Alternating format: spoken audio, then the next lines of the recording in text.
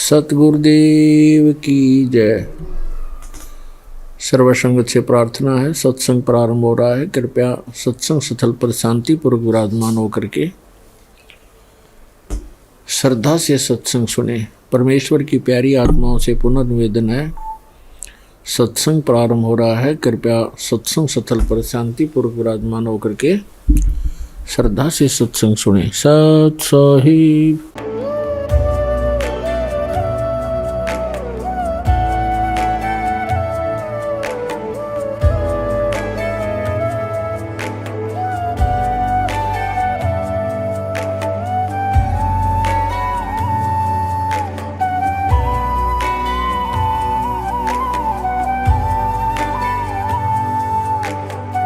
पूर्ण परमात्मा पाप कर्म दंड को भी काट सकता है।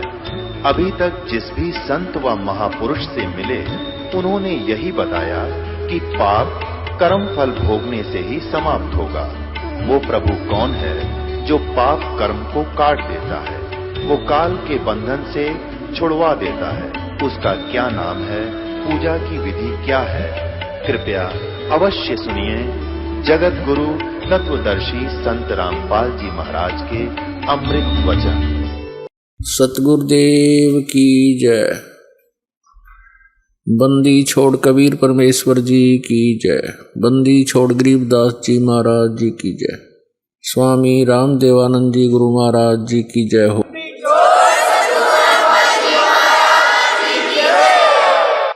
गरीब नमो नमो सतपुरुष को नमस्कार, गुरु की नहीं। सुर नर मुनि जन साधुआं संतों सर्वस्ती नहीं। सतगुरु साहेब संत सब डंडो तुम प्रणाम। आगे पीछे मध हुए तिनको जा कुर्बान। नराकार निर्विषम काल जाल वैभंजनम निर्लेपम निज निर्गुणम अकल अनुपवेशोन्दनम। सोहम सुरति समापतम सकल समाना निर्तलय उज्ज्वल हिरंबर हरदमम बेपरवाह अथा है। वार पार नहीं मध्यतम गरीब जो सुमर सिद्ध होई। गणनायक गलता ना करो अनुग्रह सोई। पारस पद परवाना आदि गणेश मनाऊं। गणनायक देवन देवा चरण कमल लाऊं। आदंत करूं सेवा परम शक्ति संगीतम रिद्धि सिद्धि दाता सोई। अवगत गुण अतीतम सत्य पुरुष निर्मोही। जगदम्बा जगदीशम मंगल रूप मुरारी। तन मन अर्पों शीसम भक्ति मुक्ति भंडारी। सुर नर मुनि जन ध्यावे ब्रह्मा विष्णु महेशा। शेष शेष मुख गावे पूजे आदि गणेशा। इंद्र कुबेर सरीखा वरुण धर्म राय ध्यावे। समर्थ जीवन जी का मन इच्छा फल पावे। 33 कोटि आधारा ध्यावे 88। उतरे बहुजल पारा कट है यम की फांसी। 33 कोटि आधारा ध्यावे 88। उतरे बहुजल पारा कट है यम की फांसी। परम पिता परमात्मा पूर्ण ब्रह्म सर्व सृष्टि रचनहार कुल मालिक कबीर साहिब जी, ये हम सभी आत्माओं के पिता हैं। ये परमात्मा है। पुण्यात्माओं, आध्यात्मिक ज्ञान इतना उलझ चुका है कि इसको अब सुलझाना बहुत ही कठिन हो रहा है। ये ऐसा क्यों हो रहा है? हमारे सद्ग्रंथ क्या बता रहे हैं और हमें ज्ञान क्या मिला? इसका कारण क्या था? इसका कारण है कि ये जिस लोक में हम रह रहे हैं ये काल का लोक है। यहाँ कोई जीव सुखी नहीं, और ये नहीं चाहता, ये यहाँ का जो स्वामी है ब्रह्म जिसको कहते हैं, सरपुरुष भी कहते हैं, ज्योत स्वरूपी निरंजन भी इसी को कहते हैं, ये नहीं चाहता कि यहाँ के प्राणियों को परमात्मा के विषय में जानकारी हो। इसको भय बना रहता है कि यदि इनको अपने मूल स्थान का ज्ञान हो गया और वहाँ के सुख से ये परिचित हो गए, यहाँ कोई नहीं रहेगा। इस डर से ये राजनीति से और घटिया राजनीति से हमें यहाँ रोके हुए हैं, सुनियोजित षड्यंत्र से हमें यहाँ बांधे हुए हैं, रोके हुए हैं। कोई भी क्रिया देख लो हमने विवश होकर करनी पड़ रही है। शरीर ऐसा दे दिया, यदि इसके अंदर टुकड़ा ना डालेंगे तो ये काम नहीं करे। इसकी रक्षा करनी पड़े, गर्मी सर्दी से भी बचाना पड़ेगा। सारा जीवन हम इसी शरीर के पालन पोषण में लगे रहते हैं, इसी के रख रखाव में पूरा जीवन खो देते हैं, अंत में इसको भी खत्म कर देता है। यदि ये ना नष्ट होता हो तो कोई दिक्कत ना थी। हम इतने ढीठ हो रहे, इन दुखों को भी देख लेते, कोई पड़े रहते अभी। लेकिन ये नष्ट भी साथ होता है, ये डर साथ बना रहता है। कहने का भाव ये है कि जब तक हम इस आध्यात्मिक ज्ञान से पूर्ण रूप से परिचित नहीं होंगे, हम परमात्मा की भक्ति ना तो कर सकते और ना ही अपने उद्देश्य में सफल हो सकते। तो इसके लिए हमने उस परमात्मा को पहचानना है। जैसे आज सुबह के सत्संग में आपको सुनाया था कि पूर्ण परमात्मा परम अक्षर ब्रह्म वो स्वयं ही सतलोक से चलकर आता है और अपनी प्यारी आत्माओं को, अच्छी आत्माओं को मिलते हैं, उनको तत्व ज्ञान से परिचित कराते हैं। परमात्मा ऊपर सतलोक में रहते हैं, तीसरे मुक्ति धाम में विराजमान है। अपनात्मा ये चारों वेद प्रत्येक प्राणी के हृदय में समाये हुए हैं, जो विशेषकर हिंदू समाज से संबंधित हैं। और सभी ये कहा करते हैं कि वेद तो एक सत्य ज्ञान है, वेदों में जो लिखा वो फाइनल है, सत्य है। इसके साथ साथ पवित्र चारों वेदों के साथ साथ पवित्र श्रीमद् भगवत गीता जी और साथ में पवित्र 18 पुराणों को पवित्र हिंदू समाज एक बहुत आदर की दृष्टि से देखता है और इनको सत्य ज्ञान युक्त मानता है, इसको सत्य ज्ञान युक्त मानता है। लेकिन इन ग्रंथों में थोड़ा सा अंतर है। पवित्र चारों वेद और पवित्र श्रीमद् भगवत गीता, ये दोनों का मिलता जुलता ज्ञान है, ये गॉड गिवन है। और पुराणों का जो ज्ञान है वो ब्रह्मा जी का दिया हुआ है, और ब्रह्मा जी से आगे सुना उन ऋषियों ने,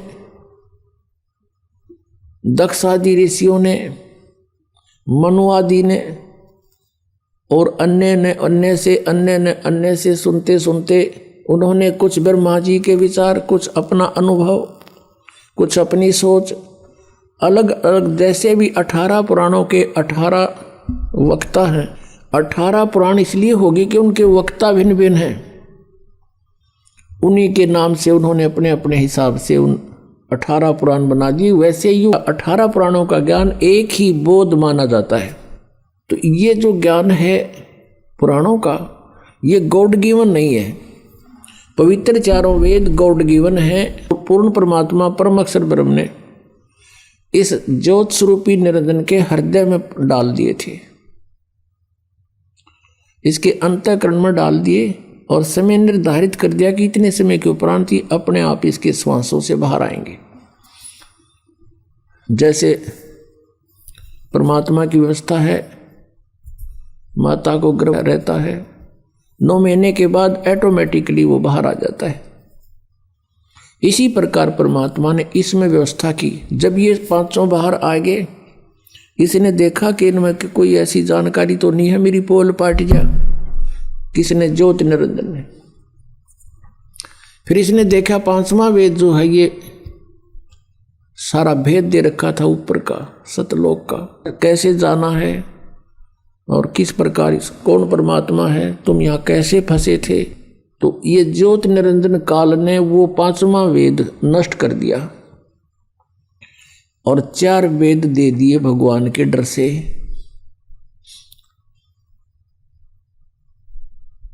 इन 4 वेदों में पूर्ण परमात्मा की महिमा है, साथ साथ में इसकी भी महिमा है।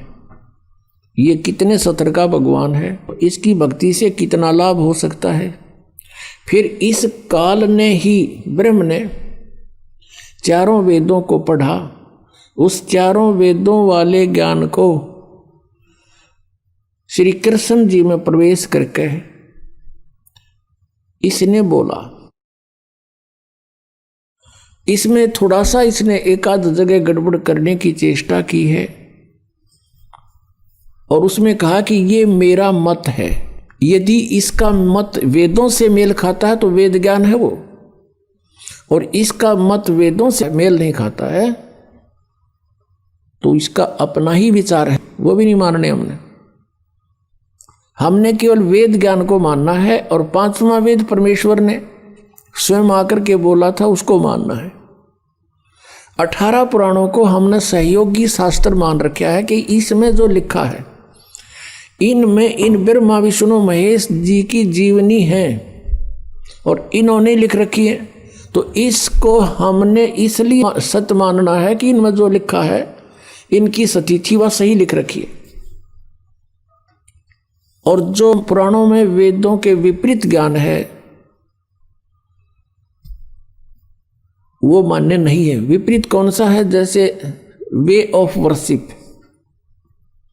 बाकी जो ज्ञान है वो तो वेदों से अलग है ही, वो तो हमने सिर्फ उनकी अपनी जीवनी है, ब्रह्मा जी की क्या स्थिति है, विष्णु जी की क्या स्थिति है, भगवान शंकर की क्या स्थिति है, इस तरह की कहानियां इसमें लिखी हुई, इनकी लीला लिखी है। उसके साथ साथ फिर अपने ऋषियों ने अपना अनुभव लिखा हुआ है। तो उनका अनुभव यदि वेदों के अनुसार नहीं है, वे ऑफ वर्शिप उसकी ऐसी नहीं है, तो नहीं मानेंगे हम।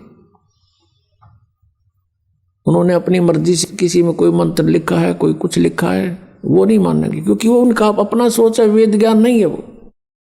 तो इस कारण से वेदों का ज्ञान जो है वो फाइनल है और पुराणों का ज्ञान भी हम केवल इसलिए मानते हैं कि जो ब्रह्मा विष्णु महेश को अजरो अमर कहा करते, सर्वेश्वर कहते थे, कालज्य और मृत्युंजय कहते थे, और वो यही कहा करते थे कि शिव पुराण में ऐसा लिखा है, विष्णु पुराण में ऐसा लिखा है और मार्कंडेय पुराण में ऐसा लिखा है, ब्रह्मा पुराण में ऐसा लिखा है। आज हमने उन पुराणों में जो पढ़ा वो ब्रह्मा विष्णु महेश की स्थिति जैसा वो बताते थे उसके विपरीत है और पुराण वही है। तो हमने पवित्र वेदों में ये जानना है कि उन वेदों में क्या लिखा है, क्योंकि वेद परमात्मा की ही महिमा से परिपूर्ण है और उन वेदों ने हमें क्या बताने की चेष्टा की है।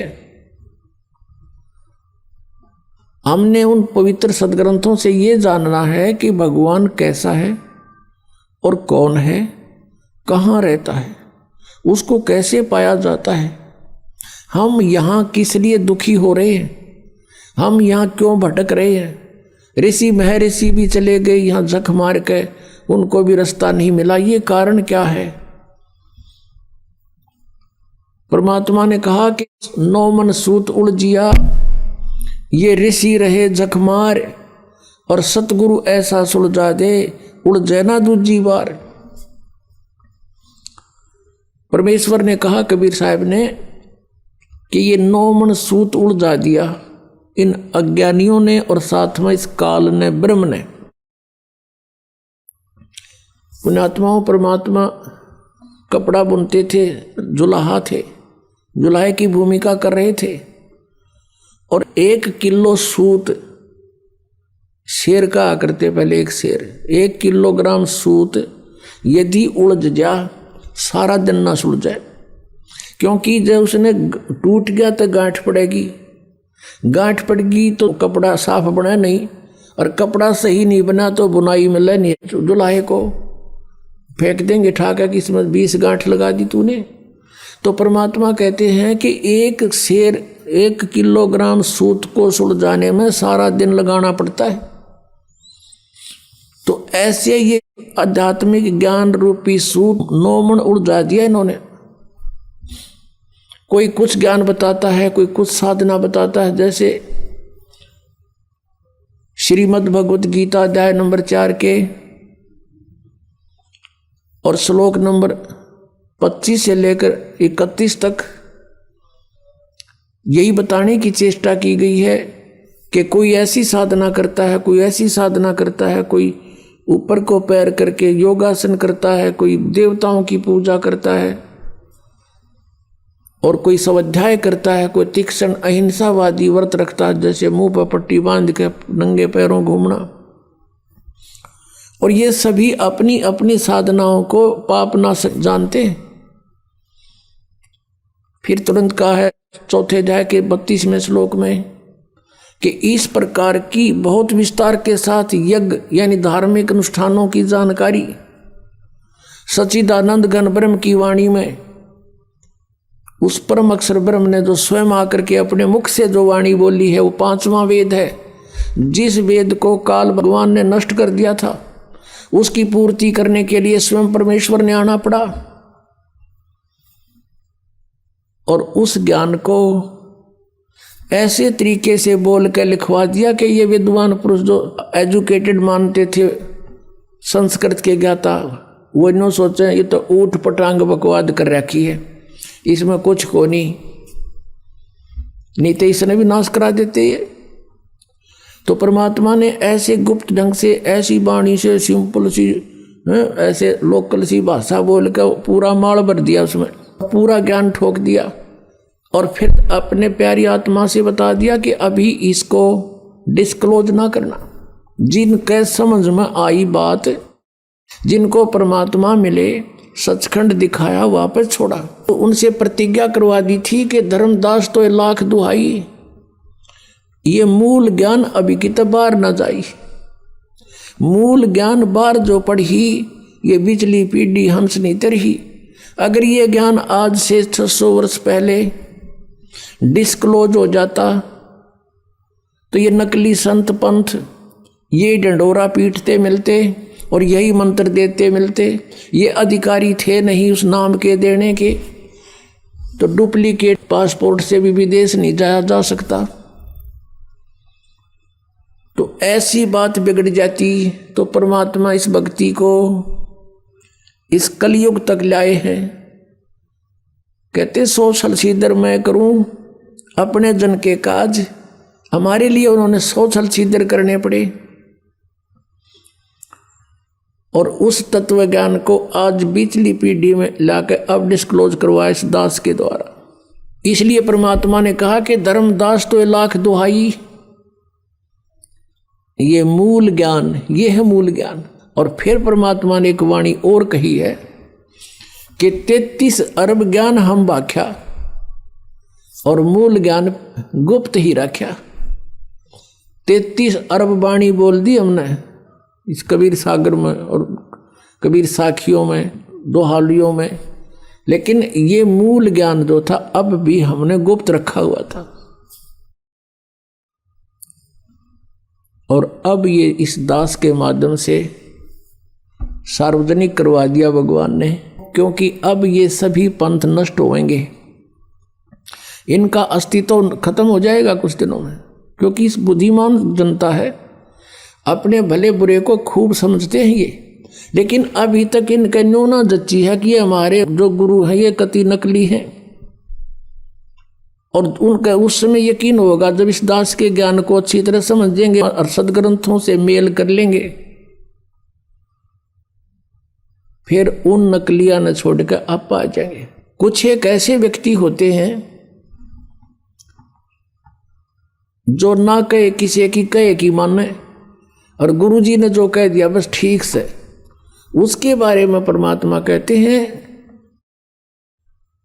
कि चातुर प्राणी चोर है और मूड मुग्ध है ठोठ, संतों के निकाम के इन दे गड़जोट। इतने प्रमाण देख के और जो व्यक्ति नहीं मान रहा कि ये संत नहीं है, कहते फिर वो तो मूड है, मुग्ध मूड ठोठ, फिर वो हमारे काम के नहीं है, वो वहीं पड़े रहे उन दौरे। एक भक्त कह रहा था जी ये आवत है सारे जितने दूसरे पंथा दौरा बैठे हैं। उसने एक उदाहरण दिया कि जैसे बाई बस ट्रेवल कर रहे हैं और रास्ते में कई बार बस खराब हो जाती है, तो कुछ तो बुद्धिमान से जब आइडिया ला लें कि यह खराब होगी, झटकम पटकम होने लाग रही है, जब रुक जा और साथ में दूसरी बस आ जाती है तुरंत उतर कर चढ़ जाते हैं, वह ना देखते कदे किराया दोबारा देना पड़े। कुछ ऐसे होते हैं कि कंडक्टर ड्राइवर ने कह दे भाई गाड़ी खराब होगी, वो उतर के फिर दूसरी में बैठे। और उन्होंने कहता कुछ ऐसे होते हैं फिर भी बैठे रहे, कंडक्टर ड्राइवर के कहे पाछे भी, वह जब उतरेंगे जब कंडक्टर ड्राइवर भी दूसरी बस में चढ़ लेंगे, वो जब उतरा करेंगे सचमुच ये भी नारा इब्त है।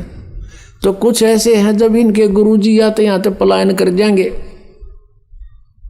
क्योंकि जनता इनको जीण नहीं देगी, यहाँ पर इनका अनमोल जीवन बर्बाद कर रखा, एक सांस की कीमत है। परमात्मा कहते कहता हूं कहीं जात हूं कहूं बजा के ढोल, और ये श्वास जो खाली जात है ये 3 लोक का मोल। एक श्वास की इतनी कीमत और मनुष्य जीवन के कितने जीवन सांस बर्बाद कर दिए, क्योंकि श्वासों से जीवन है जीव का, और ये कितने बर्बाद हो गए सत भक्ति ना करने से। तो वो जो अब उनके कति श्रद्धालु गणे हैं बिना ज्ञान के, वो जब आओगे यहाँ पर तो वो भी हाथ खड़ा कर देंगे कि हमारे पल्ला ना कुछ, तो ये भी पुण्यात्मा होगा कोई ऐसा कह देता है। वैसे यहाँ बहुत से ऐसे महंत हैं जो बहुत से शिष्य बनाए हुए थे, उनके शिष्यों ने उनसे संपर्क साधा इस ज्ञान से परिचित होकर के, और कहा जी देखो आप भी भगवान के लिए निकले हो और हम भी भगवान के लिए ही आपके अनुयायी बने हैं। यदि ये ज्ञान गलत है तो हमें क्लियर करके बता दो, अगर ये रामपाल ज्ञान गलत बोल रहा है तो हमें बताओ, ये प्रमाण दे रखे, और नहीं तो फिर आप भी आओ। अब थोड़ी बहुत देर तक वो गुरु अग्रम मग्रम करता है, लेकिन फिर विवश हो जाता है, क्योंकि उसको भी भगवान चाहिए। अगर इतनी सच्चाई देखकर वो नहीं आते हैं, नहीं मानते हैं, तो वो संत है नहीं, वो तो परमात्मा भी नहीं चाहते, केवल महिमा चाहते हैं अपनी। बस चेले बने रहें, जय जयकार हो ही रहे, फिर कट्ठे भूत बनेंगे सारे। आदरणीय गरीबदास साहिब जी को जो परमात्मा ने उनको ये तत्व ज्ञान दे दिया था, क्या बताते हैं कि साहिब के दरबार में गायक कोट अनंत और 4 चीज मांगे हैं, रिद्धि सिद्धि मान महंत। उस परमेश्वर के साहिब के दरबार में ऐसा कोई एक इन चारुआ ने छोड़ के और चाहे पुरुष अलेख।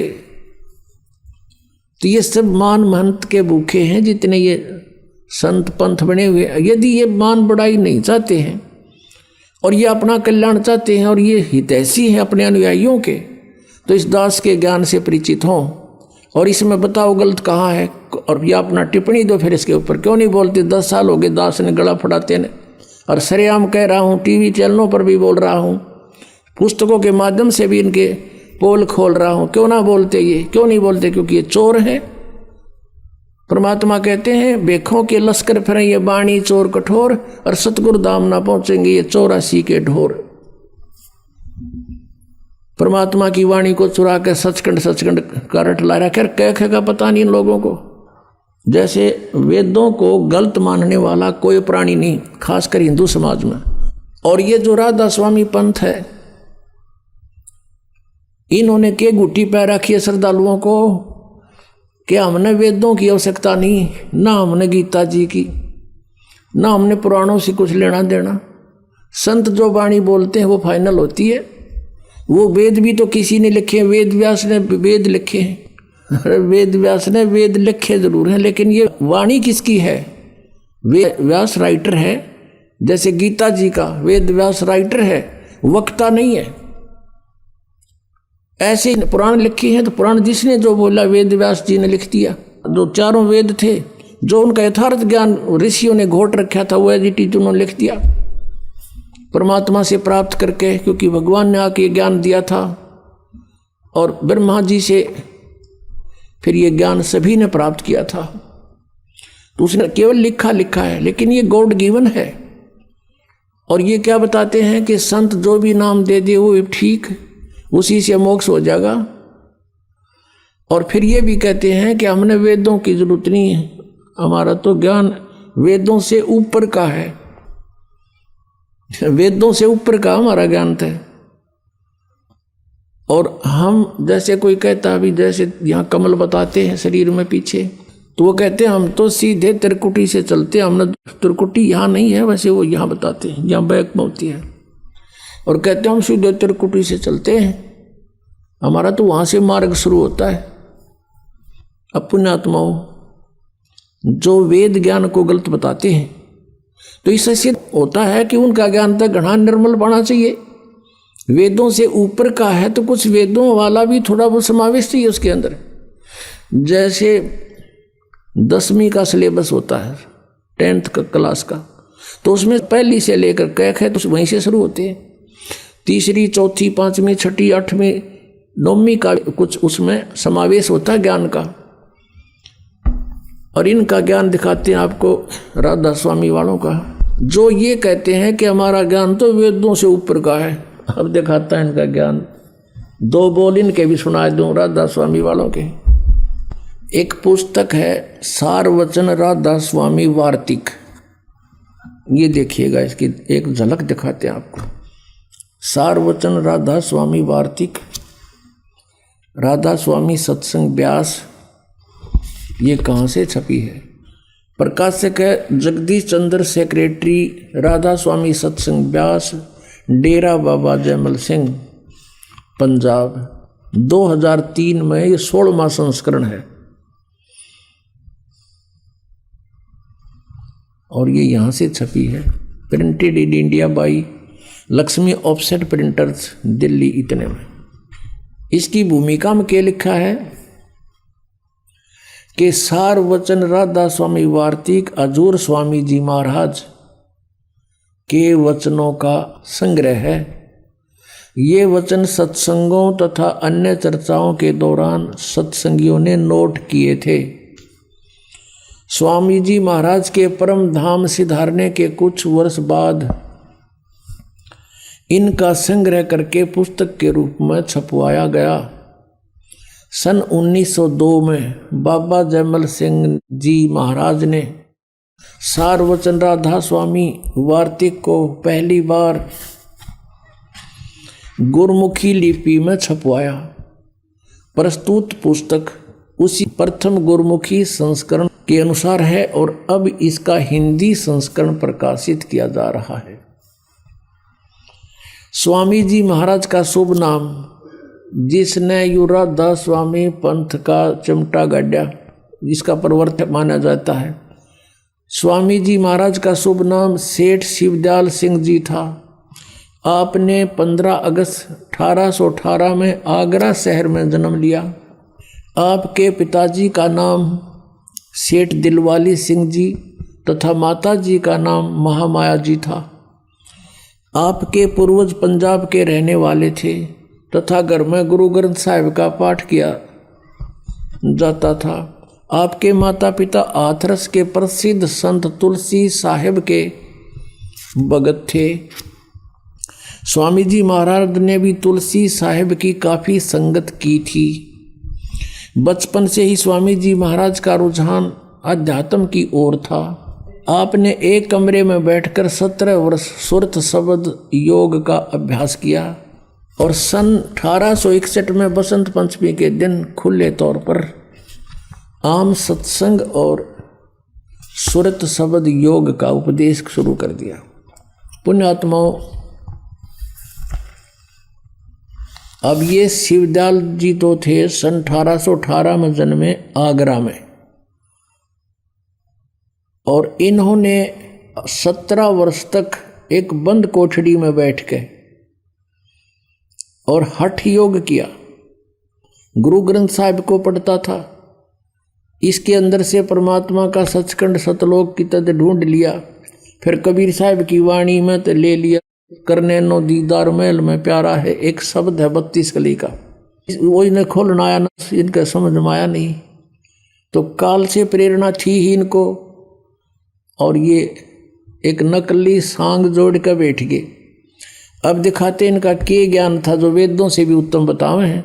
और इस पुस्तक के अंदर जो लिखा है, ये कहा गया है कि ये हजूर स्वामी जी महाराज शिवदयाल जी फाउंडर ऑफ राधा स्वामी, और इसी राधा स्वामी से सच्चा सौदा सिरसा, वही ज्ञान वहीं से उपदेश प्राप्त है उनको। और ये मथुरा के अंदर जय गुरुदेव, और इधर ये ठाकुर जी महाराज थे एक, और दिल्ली में कृपाल मिशन, ये सारा एक का कुएं का पानी है। इस शिवदयाल जी के इस ज्ञान तो समझ लेना उनके पास क्या है। और जनौद में एक महाराज हुए ताराचंद जी, वो भी उस राधा स्वामी के कुएं का पानी भर के यहाँ बांटे थे। वही ज्ञान ये देखना, ये वही पुस्तक चल रही है, सारवचन राधा स्वामी वार्तिक, ये वही चल रही है। अब हम इसके यहाँ जाते हैं। राधा स्वामी दयाल की दया, राधा स्वामी साहेब, खुलासा उपदेश हजूर राधा स्वामी साहब का। अब शिवदयाल जी के वचनों का खुलासा लिख रखा है, जो उसने बोलिया वो का वो। अब दफा 1 में पढ़ते हम। सिर्फ काम इतना है कि इंसान यानी मनुष्य अपनी सूरत यानी रूह को, उसके खजाने और निकास यानी मुकाम सतनाम और राधा स्वामी में, मुकाम माने स्थान, सतनाम स्थान कहा है, राधा स्वामी भी सतनाम का स्थान कहा है, मुकाम। इनका ज्ञान देखियो, तोड़ पाड़ रखे ने, पहुँचावे यानी राधा स्वामी स्थान में पहुँचावे, सतनाम स्थान में अपनी सूरत पहुँचा दे। फिर तीसरे वचन में गीता के से श्लोक बना रखे ने, कति 118 150 वर्ष हो गए इनको नो के नो प्रिंट कर रखे। जितने आचार्य और महात्मा और अवतार पैगंबर हर एक मजमा हुए हैं, वे सब अपने अभ्यास के जोर से अंतर में तरफ मुकाम असली के चले, असली स्थान की ओर चले। कोई बिरले संत मंजिल 8वीं यानी राधा स्वामी तक पहुँचे। अरे वाह, अच्छा सिर्फ संत मंजिल 5वीं यानी सतनाम पर पहुँचे। अब यह मंजिल 5वीं सतनाम, और कोई बिरले संत मंजिल 8वीं यानी राधा स्वामी पर पहुँचे। अब यहाँ देखो, तो अब आपने देख लिया, अब यहाँ तक क्लियर कर दिया न कि सतनाम भी स्थान है, मंजिल कहो, ये मंजिल का यहाँ अनुवाद भी कर रखा है। मंजिल माने स्थान, देखियो रहा, मंजिल माने स्थान, यानी ये फिर देख लो, क्योंकि ये गणा गहरा ज्ञान है ना, इनका समझ में ना आवा जल्दी से। कोई बिरले संत मंजिल 8वीं यानी सतान 8वीं यानी राधा स्वामी पर, सिर्फ संत मंजिल 5वीं यानी स्थान सतनाम पे, सतनाम स्थान हो गया, मंजिल माने स्थान, सतनाम स्थान पे पहुँचे। अरे देखिए 4 वचन पृष्ठ नंबर 15 पे, कमाल कर दिया, इसमें तो रिकॉर्ड तोड़ दिया इन्हें, वेद फेल कर दिए सारे। अब समझना चाहिए कि राधा स्वामी पद सबसे ऊंचा मुकाम है, सबसे ऊंचा स्थान है राधा स्वामी, और यही नाम कुल मालिक और सच्चे साहब का है, सच्चे खुदा का है। और इस मुकाम से 2 स्थान नीचे यानी राधा स्वामी स्थान से 2 स्थान नीचे सतनाम का मुकाम है। देखिए नींद में बोल रहे तारा गजब भैयो। अब कहते हैं सिर्फ संत मंजिल 5वीं यानी सतनाम पर पहुँचे, और मंजिल माने स्थान, और ये कहें सतनाम तो स्थान हो गया, फाइनल हो गया कि सतनाम स्थान को कहते हैं। ये भी कहते हैं इस मुकाम से 2 स्थान नीचे, और मुकाम भी स्थान हो से। अब सतनाम भूल जाओ हम, स्थान इस 2 स्थान नीचे स्थान का स्थान है। ये वेद से गूढ़ ज्ञान है इनका, स्थान से का स्थान है। और इस सतनाम को फिर कैसे डिफाइन किया, देखना परिभाषा कैसी बताई है। सतनाम का मुकाम है, और इस जिसको इस सतनाम को संतों ने सतलोक सचखंड, सतनाम को सतलोक भी कहा है, सचखंड भी सतनाम को कहा है, और सार शब्द भी सतनाम को, सत शब्द भी सतनाम को, और सतनाम भी सतनाम को, और सतपुरुष भी सतनाम को। जय हो राधा स्वामी आलो। ये इनका वेदों से भी ऊपर टॉप मोस्ट ज्ञान है। इन कहेगा नहीं पता सतनाम खान का है कि पीण का है कि तो कोई स्थान है या नाम है। और दिखाता हूँ थोड़ा, और इनकी कति अच्छी हिंदी हो जाएगी। अब एक पुस्तक है संत मत प्रकाश भाग 3, ये 5 भाग हैं इनके संत मत प्रकाश के, और श्री सावन सिंह जी इनके राइटर हैं, यानी उनके सत्संगों का संग्रह है, इसमें वक्ता है। और श्री सावन सिंह जी जो हैं वो बाबा जयमल सिंह जी के उत्तराधिकारी थे तुरंत, और सावन सिंह जी के शिष्य थे ये कृपाल सिंह, जिन्होंने दिल्ली में अपना अलग मिशन बना लिया, और उन्हीं के शिष्य सच्चा सौदा सिरसा में जिन्होंने अलग स्थान बना लिया, सावन सिंह जी के थे। खेमामल नाम था उनका, बलोचिस्तान के रहने वाले थे, और फिर उनको शाह मस्ताना कहने लगे, और उन्होंने वहाँ अपना अलग से डेरा जमा लिया। ये उन्हीं का ज्ञान है इकट्ठा ही सबका। और अब आपको दिखाते हैं उस बाबा सावन सिंह जी के विचार थे, तो फिर अंडरस्टूड है कि सच्चा सौदा के होंगे, ये देखना।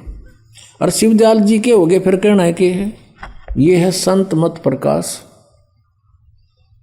भाग 3, ये है संत मत प्रकाश भाग 3, और ये है बाबा सावन सिंह जी, महाराज सावन सिंह जी। संत मत प्रकाश भाग 3 हजूर महाराज सावन सिंह जी के सत्संगों का संग्रह, राधा स्वामी सत्संग व्यास से ये छपा है। प्रकाशक हैं जगदीश चंद्र सेठी, सेक्रेटरी राधा स्वामी सत्संग व्यास, डेरा बाबा जयमल सिंह, पंजाब, और ये यहाँ से छपी है। Printed in India by Gopsons paper limited.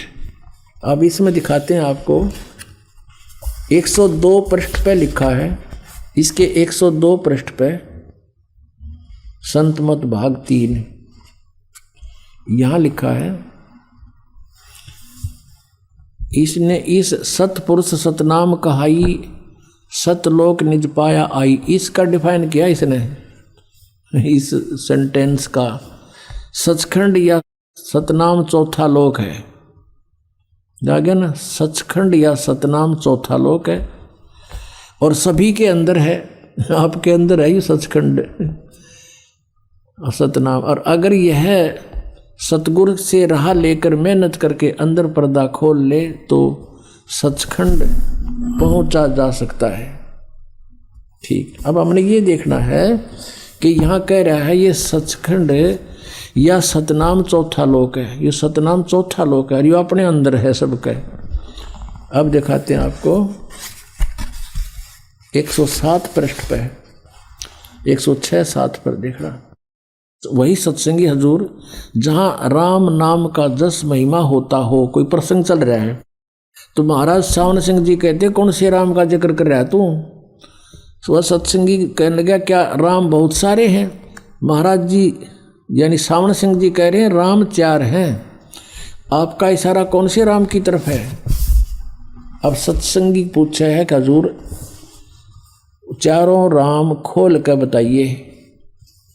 महाराज जी लागे खोलन। फिर एक राम दशरथ घर डोल है, एक राम सब घट घट में बोल है, एक राम का सकल पसारा, एक राम त्रिभुवन से न्यारा। और देखो इसका अनुवाद किया भी इसने। पहला राम राजा दशरथ के बेटे थे जो त्रेता युग में अवतार थे, आए और अपनी ड्यूटी अदा करके चले गए, लेकिन अब हमें नहीं मिल सकते, हमारा काम नहीं कर सकते। अब दूसरा राम मन है जो घट घट में व्यापक है। तीसरा राम ब्रह्म है जो सारी त्रिलोकी को पैदा करता है, पालता और नाश करता है। चौथा राम सतनाम है, यो असली राम है।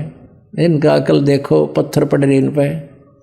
कित सतनाम स्थान है, एव यो सतनाम राम है, यो असली राम है।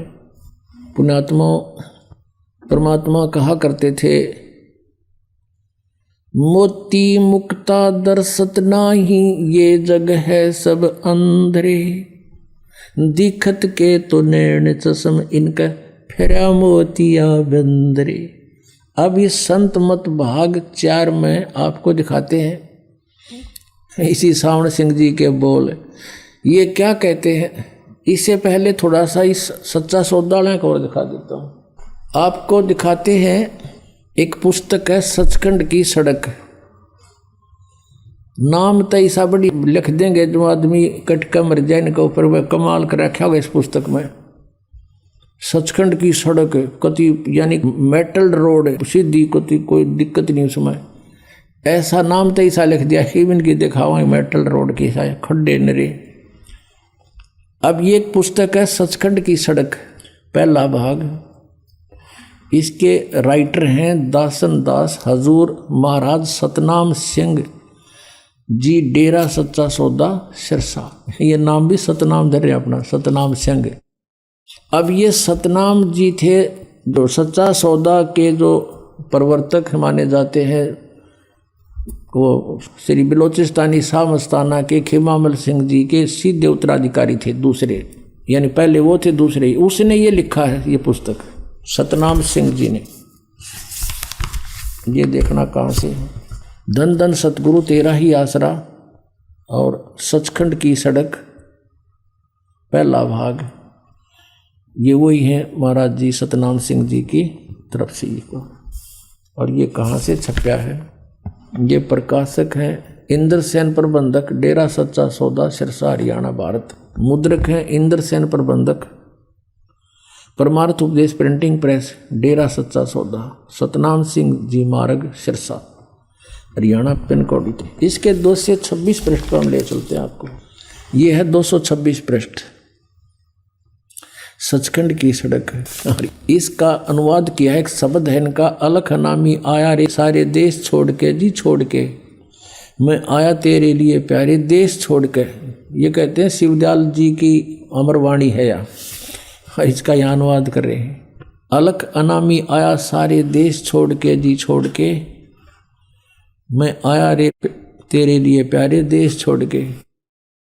त्रिलोकी यानी स्थूल सूक्ष्म और कारण तक की सारी रचना काल निरंजन ने की है। संतों का देश सचखंड या सतलोक है। देख ठीक है, अब यहाँ संतों का देश सचखंड या सतलोक है, ठीक है। और वही सतपुरुष या आदि पुरुष का स्थान है, ठीक है। इस सचखंड के ऊपर यानी सतलोक के ऊपर है या डिफाइन कर रहे हैं।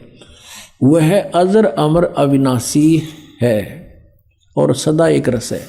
वहाँ चैतन्यता ही चैतन्यता है, प्रकाश ही प्रकाश है।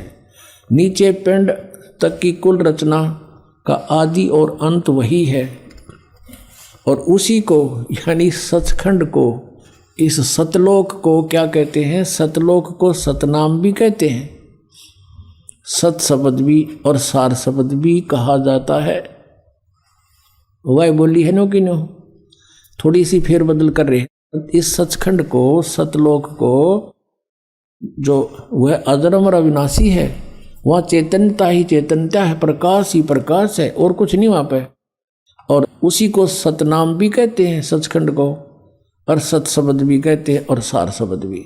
उस सतलोक को कहते हैं, सतनाम भी उसी को कहते हैं। अब पुण्यात्माओं, ये है इनका ज्ञान जो वेदों से भी ऊपर का है। और दिखाते हैं, एक कथा सुना रखी है सावन सिंह जी ने कि एक समय एक इंद्रमती नाम की रानी थी और वो कबीर साहब की शिष्या होगी। और फिर ये क्या बताते हैं कि पहले कबीर साहब चले गए सचखंड में और वो समा गए भगवान में, क्योंकि वहाँ तो नूर ही नूर है, प्रकाश ही प्रकाश है। आत्मा वहाँ जाकर ऐसे मिल जाती है जैसे बूंद समुद्र में, भगवान नहीं है वहाँ पर। ये इनका अज्ञान सिद्धांत है, राधा स्वामी पंथ, धन धन सदगुरु पंथ और यो जय गुरुदेव पंथ वाला का। अब इनका डिस्कशन दिखाता हूँ, आप देखना हैरान रह जाओगे। ये है संत मत प्रकाश, सावन सिंह जी के सत्संगों का वचनों का संग्रह है।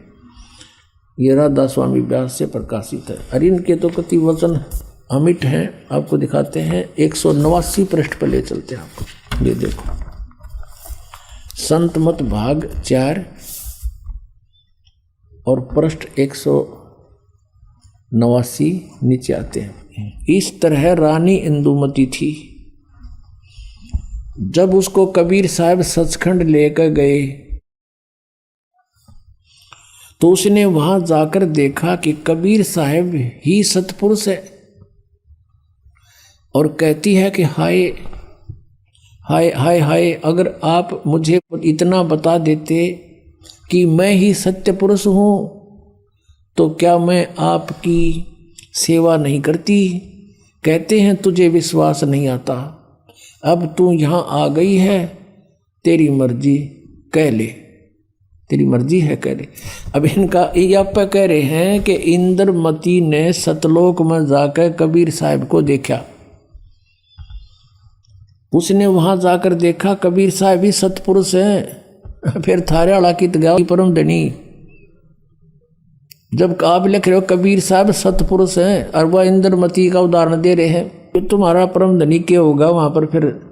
और फिर दूसरा वो कहाँ रहा जब वहां कबीर साहब मिल गए जाके।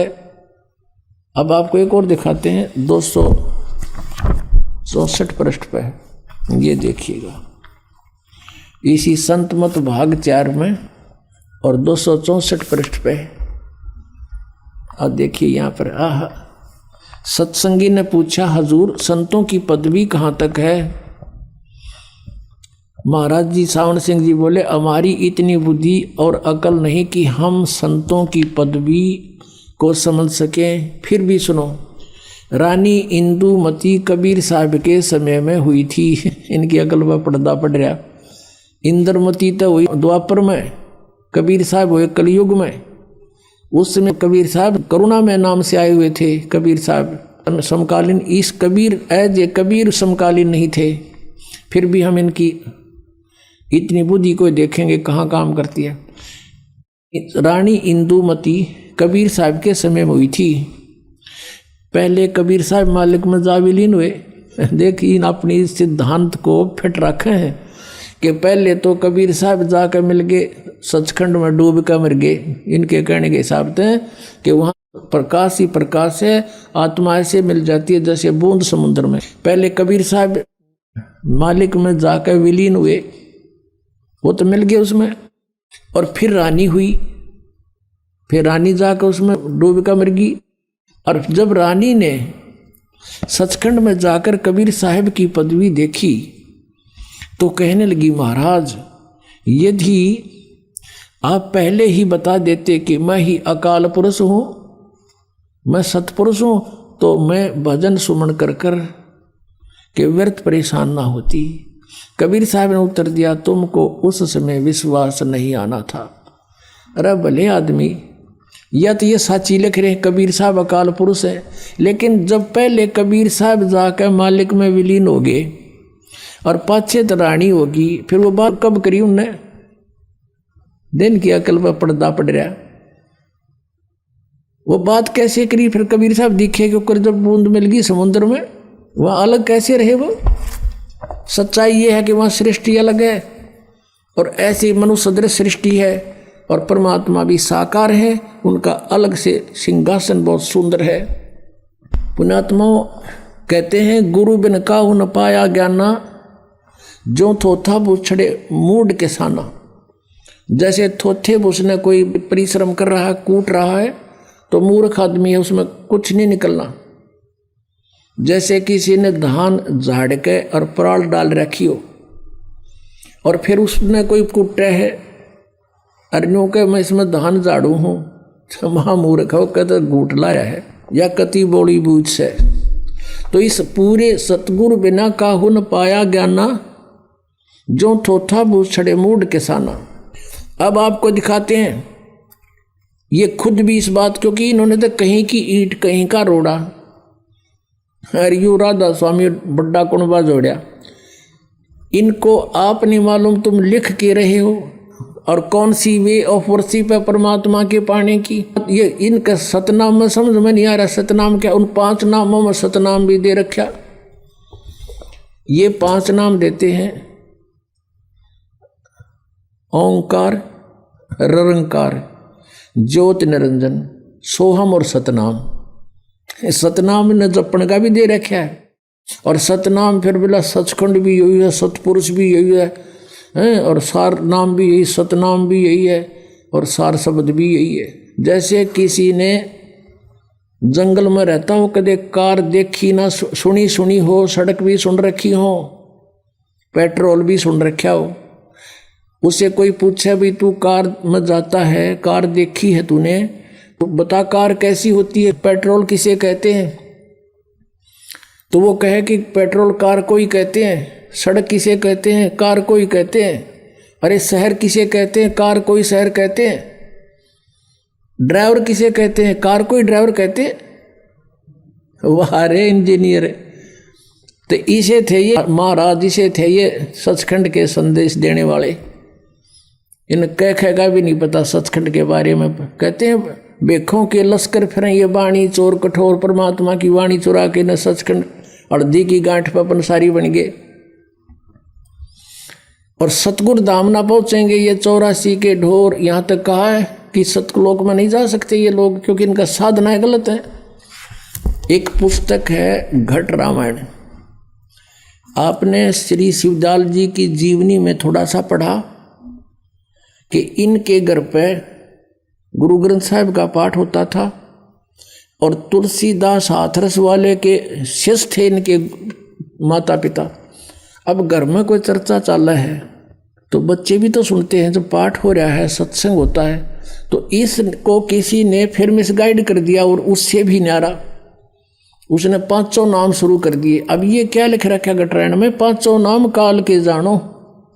ये देखिए, ये है घट रामायण तुलसी साहिब हाथरस वाले की, बेल्डियर प्रिंटिंग प्रेस इलाहाबाद से ये छपी है। ये 2 भागों में है, हम प्रथम भाग दिखा रहे हैं आपको। अब ये 27 पृष्ठ पर देखिएगा। अब यहाँ से शुरू करते हैं भेद पिंड और ब्रह्मांड का। अब यहाँ से शुरू करके वैसे इन्होंने बहुत लंबा चौड़ा, हम थोड़ा हलेंगे। दानी कह जीव सुन बाता, बिना दान कर हो मैं घाता। जब जीव कहे समझ सुन भाई, करो घात के ही कारण जाई। अंतर गुफा तहाँ चल जाऊं, ता साहिब के दर्शन पाऊं।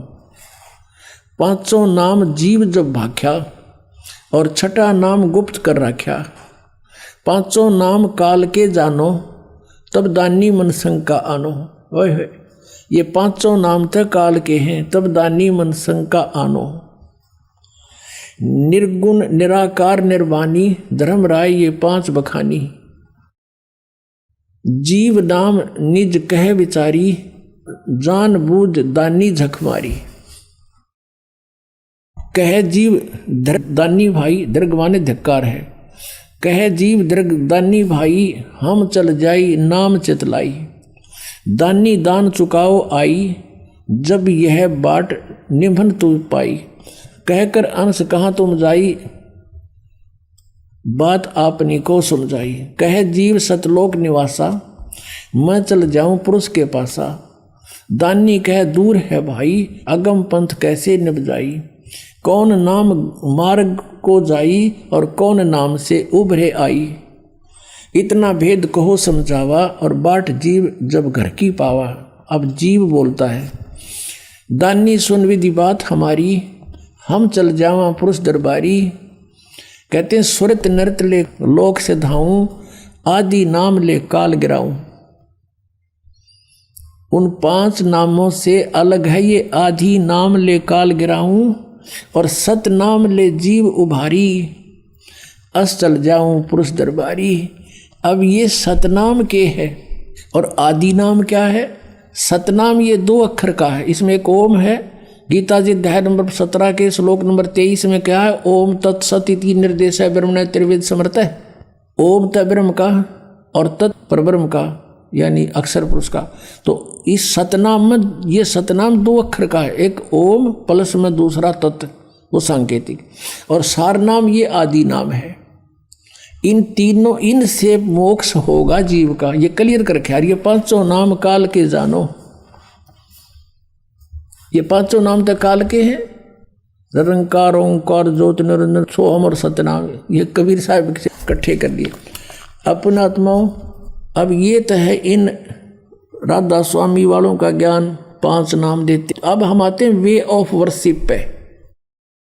पहले दिन का ज्ञान देख लिया, सचखंड क्या, सतलोक है, न कह का नहीं पता। फिर इनकी वे ऑफ वर्शिप क्या, साधना क्या है, जिससे मोक्ष मान रहे हैं कि हम सचखंड जाओगे और त्रिकुटी तो शुरू होवांगे। ये तो बच्चों वाला खेल बना रहे हैं इसको। त्रिकुटी को तो ये सामान रहे जैसे बरवाले का बस स्टैंड हो और कोई चला जाओ, पैदल बैठो, चाहे यहाँ से गाड़ी में बैठो और 2 मिनट में पहुंच गए। त्रिकुटी में जाने से पहले तो बहुत व्यवस्था क्लियर करनी पड़ेगी आपने यहाँ से। Trikuti is the international airport. International airport पर जो व्यक्ति जाता है उसने पहले ही निर्धारित होता कहाँ जाना होता, उसके लिए सारे पासपोर्ट और किराया वो पहले जुगाड़ जोड़ना पड़ा। नो ड्यू सर्टिफिकेट उस देश का स्वदेश आने के लिए। तो हम यहाँ काल के लोक में रह रहे हैं। यहाँ के 5 प्रधान हैं। गुरु ग्रंथ साहिब में ऐसा लिखा है 5 प्रधान। ये 5 प्रधाना के ये 5 नाम हैं जो दास आपको देता है। ये 5 नाम नहीं है जो ये राधा स्वामी वाले देते, वो 5 नाम अलग हैं। ये 5 नाम ये कमलों के हैं जो आपको दिए जाते हैं प्रथम मंत्र में। तो अब हमने इनकी वे ऑफ वर्शिप देखनी है कि पूजा करते हैं। वास्तविक वे ऑफ वर्शिप कौन सी है, रियल यानी सच्ची साधना कौन सी है, और किन किन महापुरुषों ने करी जिनको हम मोक्ष प्राप्त मानते हैं। आप पर बात खत्म हो जाएगी, आप पर निर्णय हो जाएगा। अब देखिएगा, संत मत भाग 4, ये है हजूर सावन सिंह जी के सत्संगों का संग्रह। और ये कहाँ से छपी है, ये आपको दिखाई दी थी। संत मत प्रकाश बाग 4, महाराज सावन सिंह जी, प्रकाशक ये सेवा सिंह, सेक्रेटरी राधा स्वामी, सत्संग व्यास, डेरा बाबा जयमल सिंह, जिला अमृतसर। मुद्रक हैं Sartaj printing press, Tanda road, Joshi state, Jalandhar से। अब हम इसके 261 पृष्ठ पर आते हैं। कमाल कर रखा है। ये है 261 पृष्ठ और ये है संत मत प्रकाश भाग 4। यहां से पढ़ते हैं। देखिए, अक्षर रूप निखरती चाली, छोड़ दिया अब देश बेगाना। अब इस वाणी को डिफाइन करने लगे सावन सिंह जी। यह संसार सर है, जो अक्षर है वह ब्रह्म है। इन्होंने गीता जी का पढ़ दिया कि 17वां श्लोक की गलती से कभी। यह संसार सर है और अक्षर है वह ब्रह्म है, और नी अक्षर पार ब्रह्म है। और जब यह संसार बना है, हम इस महल दुनिया में गुजारा करते आ रहे हैं, किंतु अब गुरु की कृपा से आत्मा इस महल को छोड़कर सतलोक को जा रही है। गुरु ग्रंथ साहिब में बड़े गहरे गुप्त रहस्य हैं। एक स्थान पर आता है कि 52 अक्षर लोक तरह सब कुछ इनके माही, ये अक्षर खिर जाएंगे, वो अक्षर इनमें नाही। गुरु ग्रंथ साहिब के इस पृष्ठ पे आगे क्या लिखा है कि सोई गुरु पूरा कहावे, 2 अक्षर का भेद बतावे, एक छुड़ावे एक लखावे, तो प्राणी निज घर को पावे। फिर कहते हैं जे तू पढ़ा पंडित, बिन 2 अक्षर 2 नावा, प्रणवत नानक एक लंगाए, जे कर सच समावा। गुरु ग्रंथ साहिब के पृष्ठ नंबर 1171 पर लिखा है, सोई गुरु पूरा कहावे, 2 अक्षर का भेद बतावे, एक छुड़ावे एक लखावे, तो प्राणी निज घर को पावे। ये 2 अक्षर है ना, ये एक तो ये सतनाम है 2 अक्षर का, इसमें एक ओम है एक गुप्त है, वो दास बताएगा। अच्छा, और तीसरा जो है ना यू जे तू पंडा पंडित, बिन 2 अक्षर 2 नावा, है पर नानक एक लंगाए, जे कर सच समावा। अगर पंडित को कहते हैं पंडित विद्वान, तो इन 2 अक्षर के बिना सारे वेद भी घोट रहा है ना, तो तेरा पढ़ना व्यर्थ है। आगे बताया कि कबीर साहब ने भी इसका कहते हैं, यदि तू गुणी हो ज्ञानी हो तो वे अक्षर बताओ, जो वे अक्षर पार ब्रह्म है, आप उत्तर भी दे है।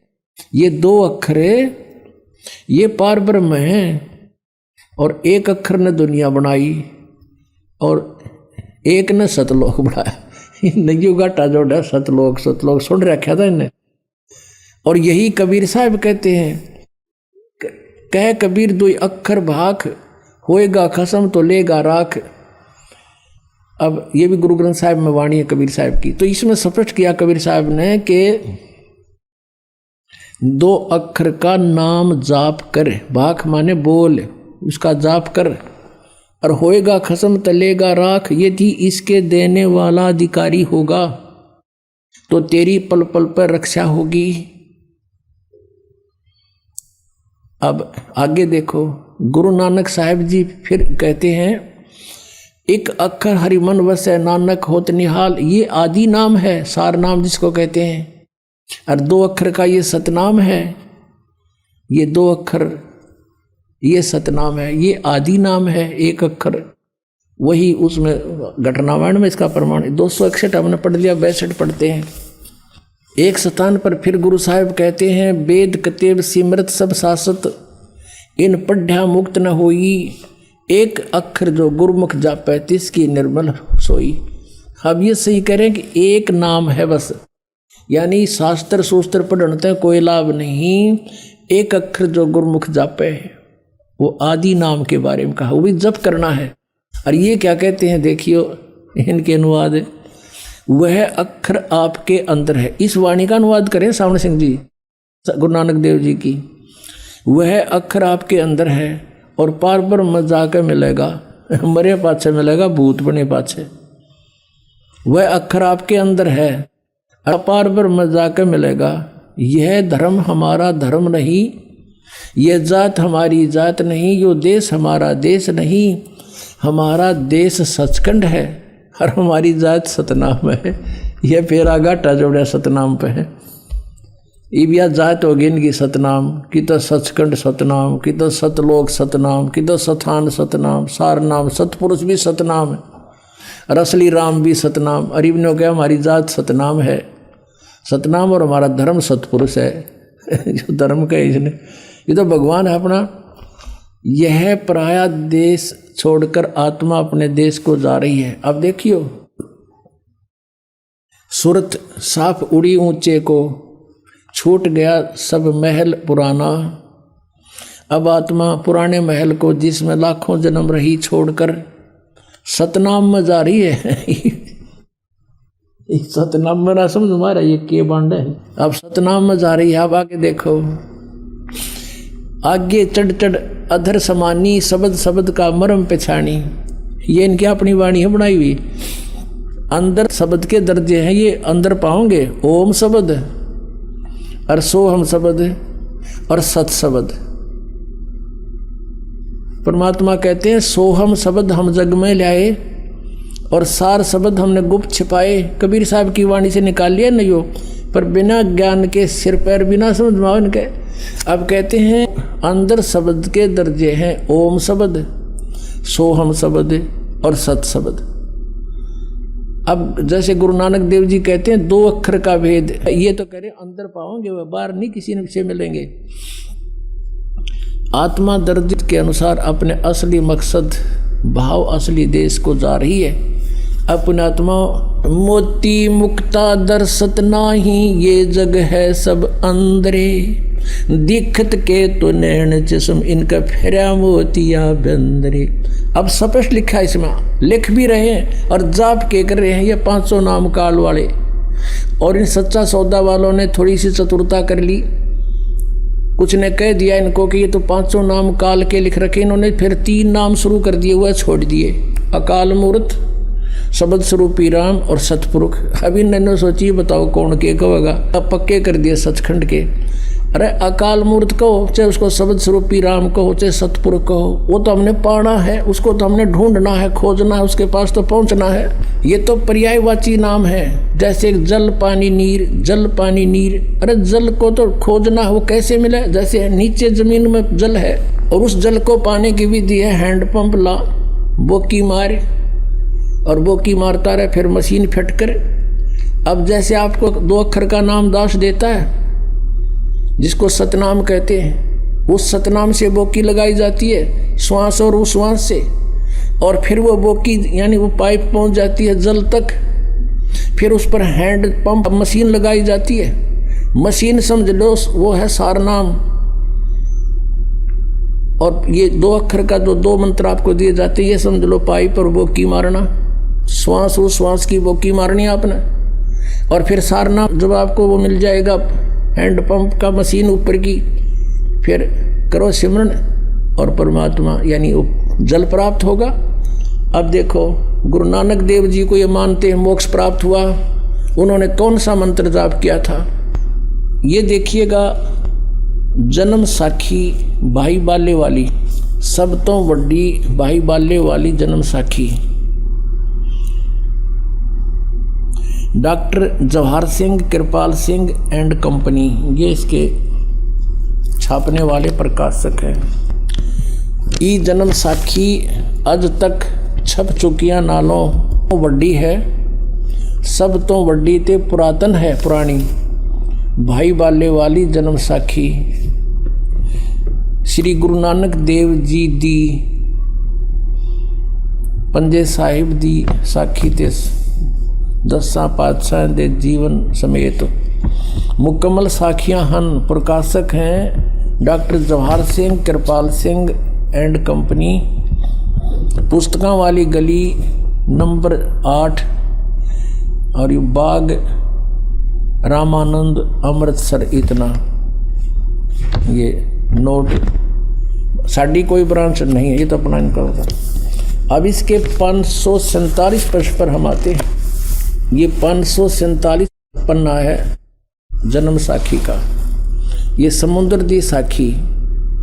अब यहाँ आते हैं, बाला संधु वाच, बाला संधु बोले, बाला संधु बोले, जो बाला और मर्दाना 2 शिष्य थे श्री नानक देव जी के। अंगद जी को बता रहे हैं, बालाजी अंगद जी पूछ रहे हैं आप उनके साथ रहा करते थे, गुरु जी की कोई महिमा सुनाओ। तो बाला संधु वाच, ताते है गुरु अंगद जी, जद गुरु नानक जी अजीते अजीते पासों विद्या होए, ता मर्दाने किहा सच्चे पातशाह जी असा समुद्र ता देखिया पर लंका नहीं देखी, जिथे रामचंद्र जी चढ़ाई कीती है। ता गुरु नानक जी किहा चलो भाई बाला ते मर्दाना, तुहानू रंज नहीं करना, आँखी मीटो, आँख मीचो।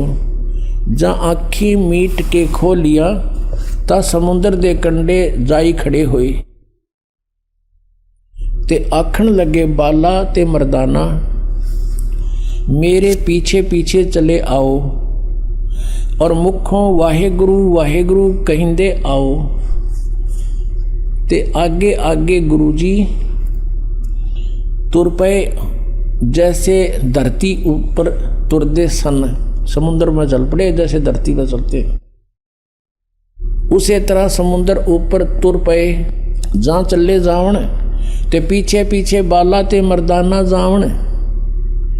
ता मर्दाने विचार कीती कि गुरु नानक देव जी ओम सोहम जपदे जांदे हन। ता मर्दाना भी ओम सोहम लग्गा जपण ते लग्गा गोते खावण। जहाँ गुरु नानक जी देखण ता मर्दाना गोते खांदा है। ता गुरु जी कहा कि मर्दाना तू गुरु जी दी करने वल नहीं देखना, गुरु जी दे वचना पर चलना चाहिए। तू मर्दाना ओहे आख जे असा आख्या है। ता मर्दाना फिर लगा वाहे गुरु कहन। ता फिर जल ऊपर उसे तरह तुरन लगा। पुण्यात्माओं, ये जो जन्म साखी है यानी गुरु नानक देव जी के विषय में और सब अन्य गुरुओं के विषय में सतज्ञान है इसमें लिखा हुआ। अब ये हिंदी की अनुवाद है, पंजाबी शायद ना कहीं का समझ में आई हो। ओम सोम के लिख रखे ना समझ में आया हो। ये है भाई बाले वाली गुरु नानक देव जी की जन्म साखी। भाई चतर सिंह जीवन सिंह अमृतसर से ये छपी है। भाई बाले वाले गुरु नानक देव जी की जन्म साखी, पंजे साहिब और 10 पातशाह का जीवन संपूर्ण साखी सही दर्ज। भाई चतर सिंह जीवन सिंह अमृतसर प्रकाशक है इसके 559 पृष्ठ पे है ये समुद्र दी साखी। एक दिन मर्दा ने कहा कि महाराज मेरा मन चाहता है कि समुद्र में जो लंका है वहां का भ्रमण किया जाए। तो ऐसे ही चलते चलते अब ये सारा ये आ गया कि आगे आगे गुरुजी ओम सोहम का जाप करते चले जा रहे थे। वो पंजाबी ना समझ में आई होती, हिंदी में नन कर रखी है। और फिर मर्दाना ने सोचा हम भी ओम सोहम का जाप क्यों ना करें। जब मर्दाना भी ओम सोहम की रट लगाने लगा तब वह लगा गोते खाने। गुरुजी पीछे पीछे तो हंसकर कहने लगे कि हे मर्दाने से इसका धर्म है कि वह गुरु के बताए मार्ग पर चले, इसलिए तू फिर वाहे गुरु जप, तेरा उसी से कल्याण है। पुण्यात्माओं, ऐसा क्यों कहा गुरु नानक देव जी ने? स्वयं तो जाप जप रहे सतनाम का और शिष्यों को कह रहे हैं ये नहीं जपना, क्योंकि उनको आदेश था उस परम पिता का। धर्मदास तो लाख दुहाई, ये सार नाम किते बार न जाई। सार शब्द बार जो पढ़ी, बिचली पीढ़ी हंस न तेरही। गुरु नानक देव जी को परमात्मा मिले थे सचखंड से आकर के। अपने लीला अनुसार सभी अच्छी आत्माओं को मिलते हैं, जैसे वेद बताते हैं। और उनसे कह दिया था कि ये नाम जपो, तुम ये सतनाम जपो, ये है 2 अक्षर का नाम। और वो ये राधा स्वामी वाले ने कहा 2 अक्षर जो गुरुमुख जापे वही गुरु पूरा कहावे, जो 2 अक्षर का वेद बतावे। 3 नाले तो पूरे को नहीं, तो 5 अक्षर के बतावे हैं। अब 2 अक्षर का ये है जो आपके समक्ष कहा। और गुरु नानक देव जी ने इसलिए मना कर दिया था मर्दाने को कि कहीं आने वाले समय में कोई इस नाम को जाप ना कर ले और भेद खुल जावे, क्योंकि गुरु नानक देव जी जैसे महापुरुष उनको भगवान चाहिए था, समाज नहीं। उन्होंने परमात्मा की आज्ञा का पालन किया। इस मंत्र का किसी को थर्ड पर्सन को भेद नहीं दिया, सेकंड को भी नहीं दिया। और ये प्रमाणित जरूर कर दिया कि मैं यूं नाम जप्या करता, इससे मेरा मोक्ष हुआ। आज वो सतनाम पुण्यात्मा आपको मिल गया है और इससे मोक्ष होगा।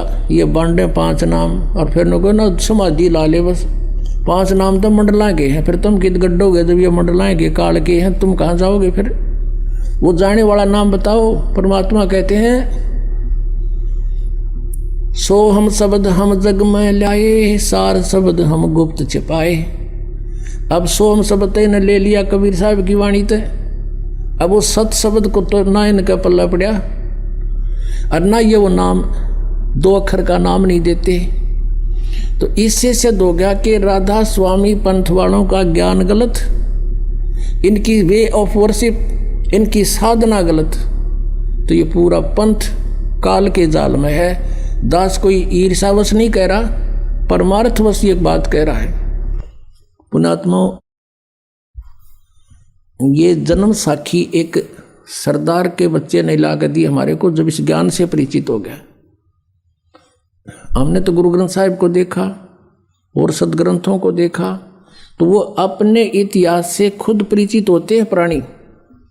उसने लाकर बताया कि जी आपने आज दृढ़ विश्वास हो गया हमारे कि इसी मंत्र को गुरु साहिब जाप करा करते थे, और गुरु नानक देव जी के अतिरिक्त इस मंत्र का किसी भी नीचे उसके बाद के जितने भी गुरु साहिब हुए हैं उनको भी इस मंत्र का भेद नहीं था। ये प्रत्यक्ष प्रमाण है। जब गुरु नानक देव जी ने अपने शिष्य को इसलिए कह दिया कि कहीं आगे इसका कोई जाप ना कर ले, और वाणी में लिख रखा था उन्होंने अपनी वाणी में ये मंत्र, तो उस वाणी को छोड़ दिया गया गुरु ग्रंथ साहिब की रचना करते समय। किस लिए कि कहीं कोई, क्योंकि गुरुदेव का आदेश है कि ये मंत्र नहीं जपना, तो वो बची हुई वाणी, छोड़ी हुई वाणी, एक प्राण संगली नाम की एक पुस्तक अलग से बना रखी है। उसमें स्पेशल लिखा है कि केवल गुरु नानक देव जी की मैले पहले की वाणी है, जो गुरु ग्रंथ साहिब की रचना करते समय रह गई थी, ये अलग से लिखी गई। उसमें क्लियर लिखा है दोनों अक्षर ये। अब यही कहते हैं, जिन जिन को भगवान मिले, हम सुल्तानी नानक तारे दादू को उपदेश दिया, जात जुलाहा भेद न पाया, काशी माहे कबीर हुआ। आदरणीय गरीबदास साहिब जी ने कहा कि हमें भगवान ने तारा, किन किन को? हम सुल्तानी, इब्राहिम सुल्तान अधम नामक एक मुसलमान राजा थे, नानक जी को, दादू जी को, हम सुल्तानी नानक तारे दादू को उपदेश दिया, जात दुलाहा भेद नहीं पाया, वो काशी माहे कबीर हुआ। अब गरीबदास साहिब जी ने अपनी अमृतवाणी में लिखा है, ओ हम सो हम पालड़े रंग होरी हो, 14 लोक चढ़ावे राम रंग होरी हो, 3 लोक पासंग धरे रंग होरी हो, तो ना तुले तुलाया राम रंग होरी हो। ये 2 अक्षर का मंत्र ये तुम्हें दिया जाता है, कहते इसके एक श्वास की सिमरन एक पालड़े में धर दे, तराजू के एक पलड़े में, और दूसरी तरफ ये 14 लोक चढ़ावे। 14 लोक, ये भगवान शिव का लोक, विष्णु का लोक, ब्रह्मा जी का लोक, दुर्गा का लोक, और ये नीचे के पाताल, फिर ये स्वर्ग लोक, और ये ब्रह्मलोक, धर्मराज का लोक। ये कहते हैं 14 लोक तक रख दे उस एक मंत्र के जाप के बराबर के पलड़े में, और 3 लोक पासिंग धरे। पासिंग कौन सी होती है? जैसे हमारे घरों में ये बिजनेस करने वाले जो बनिए आते थे गेहूं कणक तोलने के लिए, जैसे गेहूं गुड़ शक्कर जो भी मोल लेने आते थे, तो वो क्या करते थे, पहले धनी को तराजू दिखाते थे, देख ले भाई, उसमें जो थोड़ी त्रुटि होती थी तो उसको बैलेंस बनाने के लिए, उसकी करेक्शन करने के लिए, जो सामान जैसे गेहूं तोलना है तो गेहूं 2 मुट्ठी उठाकर दूसरी साइड डाल लेते थे, ताकि वो उसमें जो डिफेक्ट है वो ठीक हो जाए, उसमें कोई डिफेक्ट ना रहे, पलड़ा बिल्कुल पैरेलल हो जाए। तो वो पास्यंग बोला करते, उसने पास्यंग, और उसी तरफ बट्टा रख लेते थे, और बाकी शेष सौदा तोला करते थे अलग से।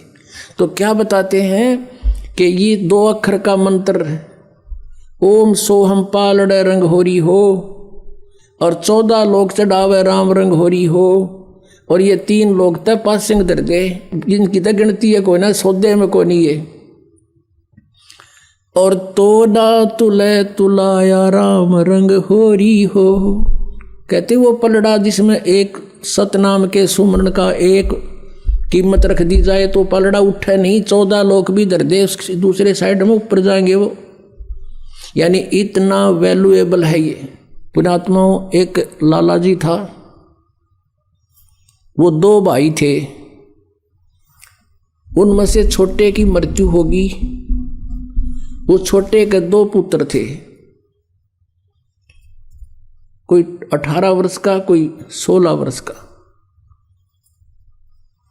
अब जब देखा पिताजी का अंतिम संस्कार हो गया, उसकी गति गाती जैसे ये कराया करें सारा काम हो लिया, तब रोटियों की समस्या आई। तो उन बच्चों की मां ने, जिसका पति मर गया था, उसने अपने दोनों बच्चों से कहा कि बेटा तुम अभी बच्चे हो, तुम बिजनेस नहीं कर सकते, अपने ताऊ जी के साथ, पिताजी के बड़े भाई को ताऊ जी बोलते हैं, तुम अपने ताऊ जी के साथ मिलकर बेटा पार्टनरशिप कर लो और अपना बिजनेस करो। उनकी माँ ने कहा कि ले बेटा, मेरे पास तेरे पिताजी के समय के कुछ लाल रखे हैं। एक लाल उसमें लाखों रुपए का होता था। उसकी माँ ने एक पोटली में 10-12 लाल बांध रखे थे, वो दे दिए पुत्रों को और उनसे कहा कि अपने ताऊ जी को कह दो, पैसे तो हमारे पास है नहीं, इन लालों को गिरवी रख दें, गहने रख दें और फिर कमाएंगे, हमारे हिस्से में जो आवेंगे फिर इनको छुटवा लेंगे। अब दोनों बच्चे माँ के दिए हुए लाल लेकर गए, ताऊ जी से प्रार्थना की, ताऊ जी मेरी माँ ने कहा है हम अभी बच्चे हैं, हम बिजनेस नहीं कर सकते, पैसा हमारे पास है नहीं, ये लाल ले लो, इनको गिरवी रख लो, इनके बदले कुछ धन ले लो, हमारा पार्टनरशिप कर लो। अब उस सेठ ने, उनके ताऊ जी ने वो खोल कर देखे, उल्टी गठड़ी बांध दी नो की नो। अग बेटा ये तो बहुत कीमती है, इनको वापस रख के आओ, अपनी माँ को कह दे छुपा कर रखे इनको चौकस।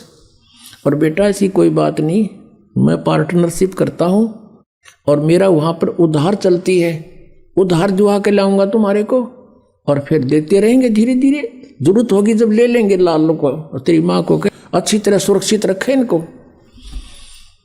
दोनों बच्चे वापस आए, माँ से कह दिया कि माँ ताऊ जी ने ऐसे ऐसे बोला है। तो माँ ने बोली भाई ठीक से, ये रख दूंगी छुपा के, कभी ले लियो बेटा जब आवश्यकता हो।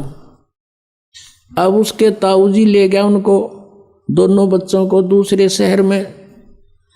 वहाँ उस बच्चों की पहचान करानी चाहिए कि ये समझ ले लाल और लालड़ी के भेद को। एक सेठ से 50,000 रुपये का सामान लिया उधार पर, जहाँ वो रुके हुए थे धर्मशाला में आकर उनके ताऊ जी ने कहा बेटो, अपने भतीजों से कहा कि लो ये लाल उस सेठ को देकर आओ जिससे 50,000 रुपये का सौदा हमने उधार लिया है, और उसको कहना कि ये लाल है, ये रख लो और हम आपके 50,000 रुपये दे जाएंगे, लाल ले जाएंगे। दोनों भाई गए, सेठ जी से कहा सेठ जी हमारे ताऊ जी ने ऐसे ऐसे कहा है, ये लाल आप रख लो और हम आएंगे आपके 50,000 रुपये दे देंगे, अपना लाल ले जाएंगे। अब उस सेठ ने क्या किया, एक जोरी बुलाया जो परख करता है और उसे दिखाया कि भी देखना ये लाल कैसा है।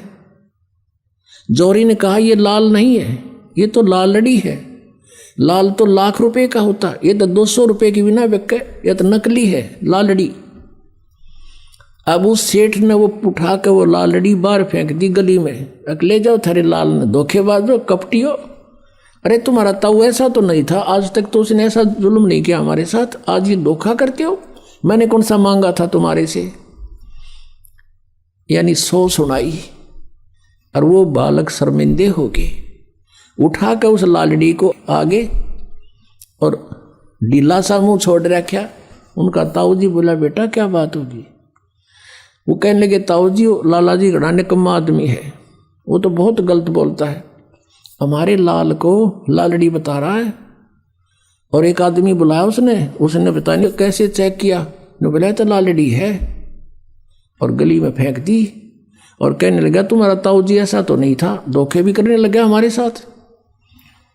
वो ताऊ जी ने तो खेल खेले रखा था, फिर देखे, अरे बेटा ओहो, अरे ये लाल तो देख ही रखा था भाई, मेरे से धोखे से दिया गया बेटा, ये तो सचमुच लालड़ी है, ले ये दे क्या लाल उसको और कहो देखो हमारे ताऊ जी का धोखा लग गया, उसका दोनों विश्वास डट कर कहो। दोनों भाई फिर गए, अकेले लाला जी मेरे ताऊ का धोखा लग गया था, ले ये है लाल। उसने सेठ ने फिर बुलाया जोरी, वो पारखू, उसने आते ही देखते करके वो टेस्ट ने बोला हाँ ये है लाल, ये है लाल। अब वो सेठ कहता उन बच्चों को, अग देख तुम्हारे आंख दी हो तो ये है लाल, और वो लालड़ी थी। अब उन दोनों बच्चों को ऐसा झटका लगा, उन्होंने घनी गौर से पहचान कर ली लाल और लालड़ी की। अब वापस आ गए घर पे, उनके ताऊ जी ने कहा बेटा जाओ अपनी माँ से वो लाल ले आओ और उनको गिरवी रख देंगे किते, अरे चलेंगे दोबारा तो घनी उधार होगी अपने, उनको दे देंगे किते।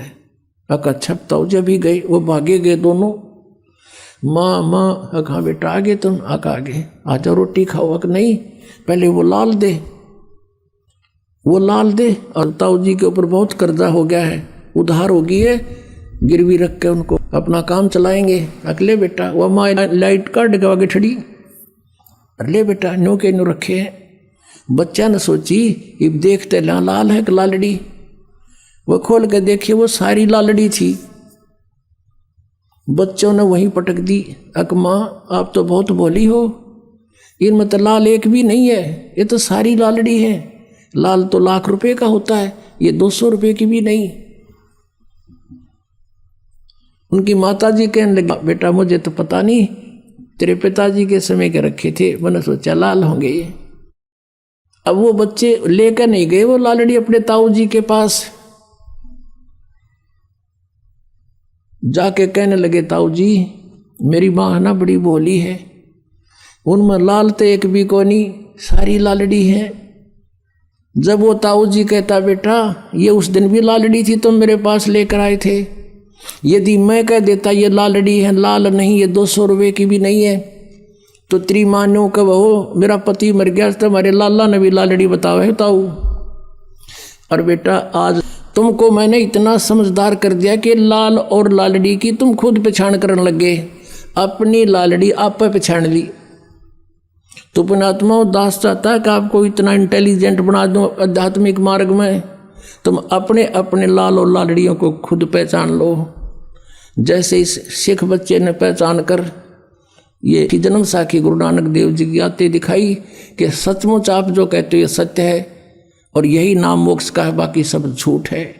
तो पुण्यात्माओं परमात्मा ने 600 वर्ष पहले ये अमृतवाणी और ये ज्ञान ये सदग्रंथों में जो आज विद्यमान है उस समय हमें बताया था, लेकिन उस समय इनको प्रतिज्ञा दिवा दी थी धर्मदास तो ये लाख दुहाई, ये सार नाम और ये मूल ज्ञान, ये मूल ज्ञान है, ये तत्व ज्ञान है, इसमें सब वे ऑफ वर्शिप भी, पूजा की विधि भी, और साथ में अध्यात्म ज्ञान कैसे सृष्टि रचना हुई, कैसे क्या हुआ, कहते इसको अभी छुपा के रखना।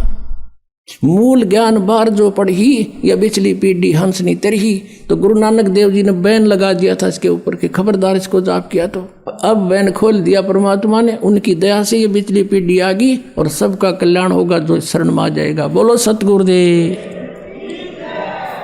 आइए अब हम उन श्रद्धालुओं के अनुभव जानते हैं जो जगत गुरु तत्वदर्शी संत रामपाल जी महाराज जी से दीक्षा प्राप्त कर चुके हैं तथा उनके द्वारा बताए गए भक्ति मार्ग पर चल रहे हैं। सर नमस्कार। सत साहिब जी। सर क्या नाम है आपका? श्रावण सयाम। सर कहाँ से आए आप? भीड़पेट नागपुर महाराष्ट्र से।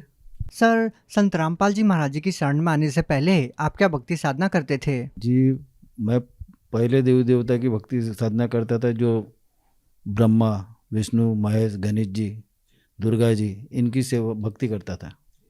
सर जब आप पहले से ही पूजा साधना कर ही रहे थे तो फिर आप संत रामपाल जी महाराज जी की शरण में क्यों आए? वो पूजे से कोई लाभ नहीं होता था भगत जी। क्या लाभ चाहते थे आप? लाभ तो कम से कम जो हमारे यहाँ सब बीमार रहते थे, जितनी भक्ति ज़्यादा करते थे उतने ही एक बीमार, दूसरा बीमार, तीसरा बीमार, मैं भी बीमार, पिताजी बीमार। क्या बीमारी थी आपको? ये बुखार आना और कुछ बाहर भीतर का जो जादू टोना वाला वो भी प्रकार बहुत चलता था हमारे इधर। आपको संत रामपाल जी महाराज जी के बारे में कैसे पता लगा? एक संत रामपाल जी के शिष्य ने मुझे एक ज्ञान गंगा किताब दी, तो मैं वो किताब पढ़ी, उसमें पूरा सारा देखा, एक बार नहीं 2 बार पढ़ा। फिर वो सृष्टि रचना मुझे समझ में आ गई। उसके बाद मैं कुछ मेरे प्रश्न भी थे कि भाई गजानन महाराज जी है तो वो तो कभी ये बताते नहीं कि ये छोड़ो वो छोड़ो, साईं बाबा है उन्होंने कभी बताया नहीं। तो मैंने फिर तत्वदर्शी संत रामपाल जी महाराज जी का सत्संग देखना चालू किया। उसमें साईं बाबा का एक चैप्टर गुरुजी बता रहे थे। संत रामपाल जी महाराज सत्संग में बता रहे थे कि एक साईं नाम का संत हुआ, वो फिर साईं बाबा कहलाया, तो उन्होंने तो पानी पे दिए लगाए। तो मैं गौर से सुन रहा था, तो मैंने बोला पानी पे तो दिए लगाए थे, तो और गौर से सुन रहा था। तो गुरुजी अपने रामपाल जी महाराज ने, संत रामपाल जी महाराज ने बताया साईं बाबा ने जो दिए लगाए 1 साल लगाए, उसके बाद तो बहुत साल जिंदे रहे, फिर दूसरे साल नहीं लगाए, तीसरे साल नहीं लगाए। अगर वो परमात्मा होते तो उनके दिए रात आज तक के चालू होते, हर साल लगाते। फिर उन्हें समझा के भी बताया संत रामपाल जी महाराज ने कि ये जो है, ये जो चमत्कार है, ये चमत्कार सिद्धि के भरोसे पे साईं बाबा ने बताया। तो हम ये जादू टोना में ज़्यादा घूमते थे, हमारे घर में ही होता था, तो इसकी वजह से मेरे को भी थोड़ा सा नॉलेज आ गया था उनका। अरे मैंने बोला ये तो जादू जंतर वाला ही खेल है, सिद्धि प्राप्त करना बोले तो जादू जंतर वाला ही खेल है ना। तब मेरा कंप्यूटर जला और उसी वक्त मैंने दूसरे दिन तैयारी किया हरियाणा जाने की। सर, संत रामपाल जी महाराज जी से नाम दीक्षा लेने से पहले आप साईं बाबा से बहुत ज़्यादा प्रभावित थे, और जब आपको ये बाद में पता लगा कि ये जो रिद्धि सिद्धि है ये हजारों संत महंत करते हैं, तो सर आपको क्या लगा कि संत रामपाल जी महाराज जी का जो ज्ञान है, क्या वो वास्तव में ऐसा ज्ञान है जो किसी और संत के पास नहीं है? जी नहीं, अच्छा ज्ञान है। और संत रामपाल जी महाराज जी के पास में जो ज्ञान है वो कोई ऋषि मुनि के पास में नहीं है, यह तो पक्का है। लेकिन सर, हिंदुस्तान में लाखों संत महंत हैं, ऐसे ऐसे भी धर्मगुरु हैं जिनके शिष्य लाखों करोड़ों में हैं। सर क्या कहना चाहेंगे? है ना, मगर वो भक्ति जो है वो सही नहीं है। आप ये बात कैसे कह सकते हैं? क्योंकि मैंने ठाकर सिंह महाराज की भी भक्ति ली थी, और अपने जो कृष्ण वाले थे उनकी भी भक्ति कर चुका हूँ मैं शंकर जी की भक्ति जो वो है वो भी कर चुका हूँ, और निर्मला देवी की भी भक्ति कर चुका हूँ। वो निर्मला देवी के साथ में तो मैं लड़ा भी उसके साथ में कि वो कुंडलिनी जागृत करती है, भाई तेरी कुंडलिनी जागृत है क्या? इसके लिए मेरा थोड़ा सा वाद विवाद भी हुआ था। मैंने बोला अगर तेरे इसमें कुंडलिनी जागृत है तो मेरे जेब में कितने पैसे आप बता दीजिए, तब मैं मान जाऊंगा। मगर किसी ने मुझे नहीं बताया, उसको भी छोड़ दिया। सर, पहले आप इतने सारे संतों महंतों के पास गए हैं, तो क्या संत रामपाल जी महाराज जी के शरण में जाने के बाद आपको संतुष्टि मिली कि इनसे बड़ा कोई संत नहीं है, इनको पूर्ण ज्ञान है? जी नहीं, संत रामपाल जी महाराज जी के वहाँ हरियाणा में जाने के बाद जब वहाँ का माहौल देखा आश्रम का, वहाँ मैं 3 दिन रहा, सत्संग सुना, और उसके बाद में मैंने दूसरे दिन यानी पहले दिन सत्संग सुना, माहौल देखा वहाँ का, और पूरा सत्संग सुना। तो फिर मैंने सत्संग सुनने के बाद में तुरंत नाम दीक्षा ली। उसके बाद में फिर लाइन में लगा, बहुत बड़ी लाइन थी संत रामपाल जी महाराज जी के दर्शन के लिए। फिर दर्शन किए हमने, दर्शन जैसे किए, गुरुजी ने आए, देखते देखते ऐसे सबके सर पे हाथ आशीर्वाद देते देते तो मेरे भी सर पे हाथ दे दिया। तो मेरे को ऐसा लगा कि मेरा जो शरीर था ऐसा फूल के जैसा हो गया, हल्का, यानी जितने कितने क्या थी तो पता नहीं, तो ऐसा लग रहा था मेरे को कि अरे बाप रे, मेरा शरीर इतना हल्का कैसे क्या हो गया। सर, संत रामपाल जी महाराज जी के अलावा जिस भी धर्मगुरु संत महंत के पास आप गए, क्या वहाँ पे आपको ये चीज़ महसूस नहीं हुई? जी नहीं, ये चीज़ महसूस नहीं। और ऐसा मुझे ऐसा कुछ लगा भी नहीं कि वो संतों के पास जाने के बाद में मुझे यार मेरी दारू छूटी हो या मेरे कोई विकार दूर हुए हो, ऐसा कुछ भी नहीं लगा। पर संत रामपाल जी महाराज जी के आश्रम में जाने के बाद उस दिन से आज तक के कभी मेरे को इच्छा भी नहीं हुई, ना खाया ना पिया।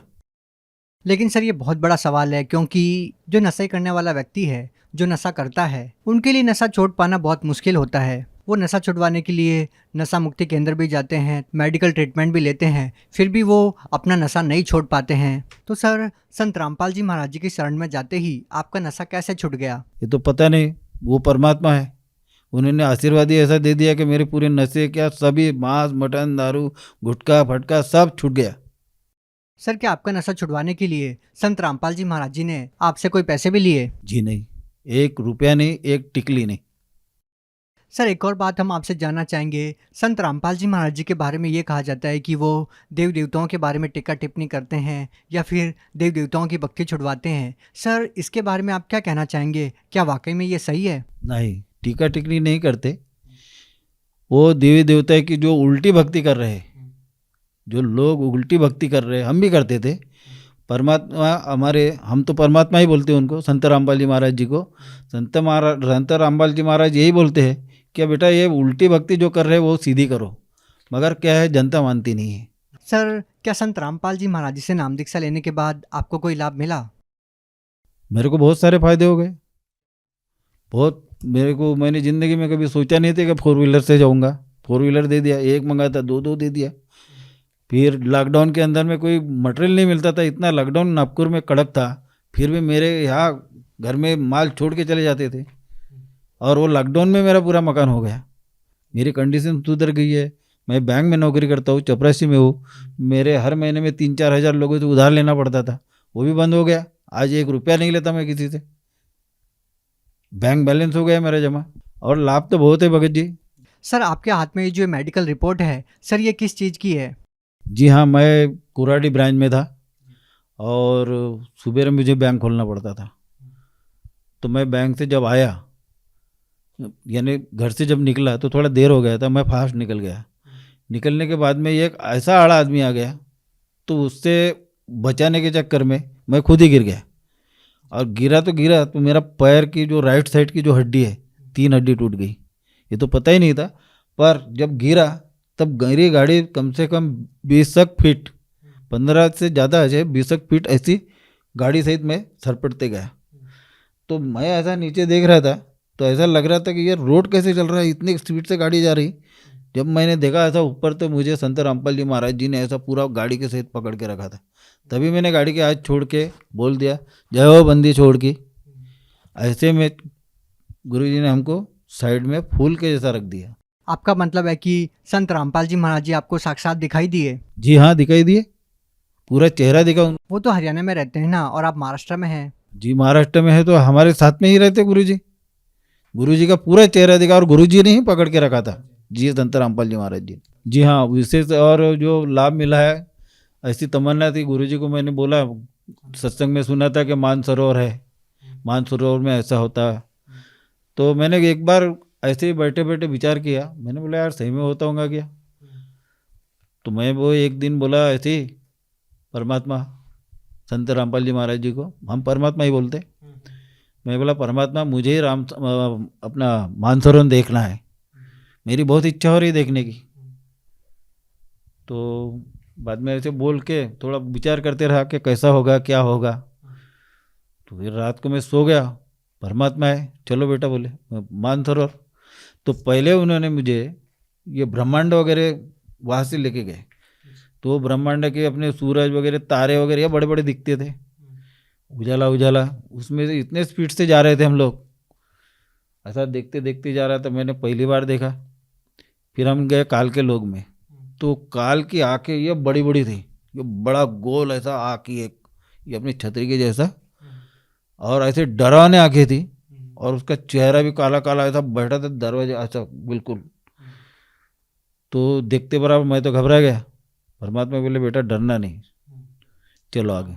संत रामपाल जी महाराज बोले डरना नहीं। फिर आगे निकले। आगे निकलने के बाद में वो काल ने ऐसी मुंडी कर दिया, तो यहाँ पे लात दे के परमात्मा आगे बढ़े, उनके पीछे मैं भी निकल गया। उसके बाद में दरवाज़ा खुल जाता है वो उनके पीछे का। आगे जाने के बाद मानसरोवर लेके गए, तो बेटा बोले आप मानसरोवर देखो मैं आता हूँ। तो संत रामपाल जी महाराज जी वहाँ से निकल गए, कहाँ गए तो मुझे पता नहीं। फिर मैं खड़ा रहा, वो मानसरोवर को निहारा इधर उधर से। मैंने बोला यहाँ का मानसरोवर इतना समुद्र से भी ज़्यादा बड़ा दिख रहा है, और मैंने बोला बॉम्बे में देखा तो वो समुद्र की ऐसी लाटें आती है और यहाँ तो पानी शांत है बिल्कुल। मैं ऐसा आंखों से देख रहा था तो वो अंदर के पूरे फतरे वगैरह दिख रहे थे, पूरा क्लीन दिख रहा था पानी। तो वो ऐसा जाके झाँका ऐसा, झाँकने के बाद मैंने बोला मालिक तेरी रजा बहुत है, ये ऐसा पानी तो मैंने कभी ज़िंदगी में नहीं देखा। तो उतने देर में एक आत्मा आई, आत्मा सीधी घुसी वो मानसरोवर में, और ऐसा जैसा फटाका, बड़ा फटाका फूटता है ना, ऐसा फड़ से आवाज़ आया।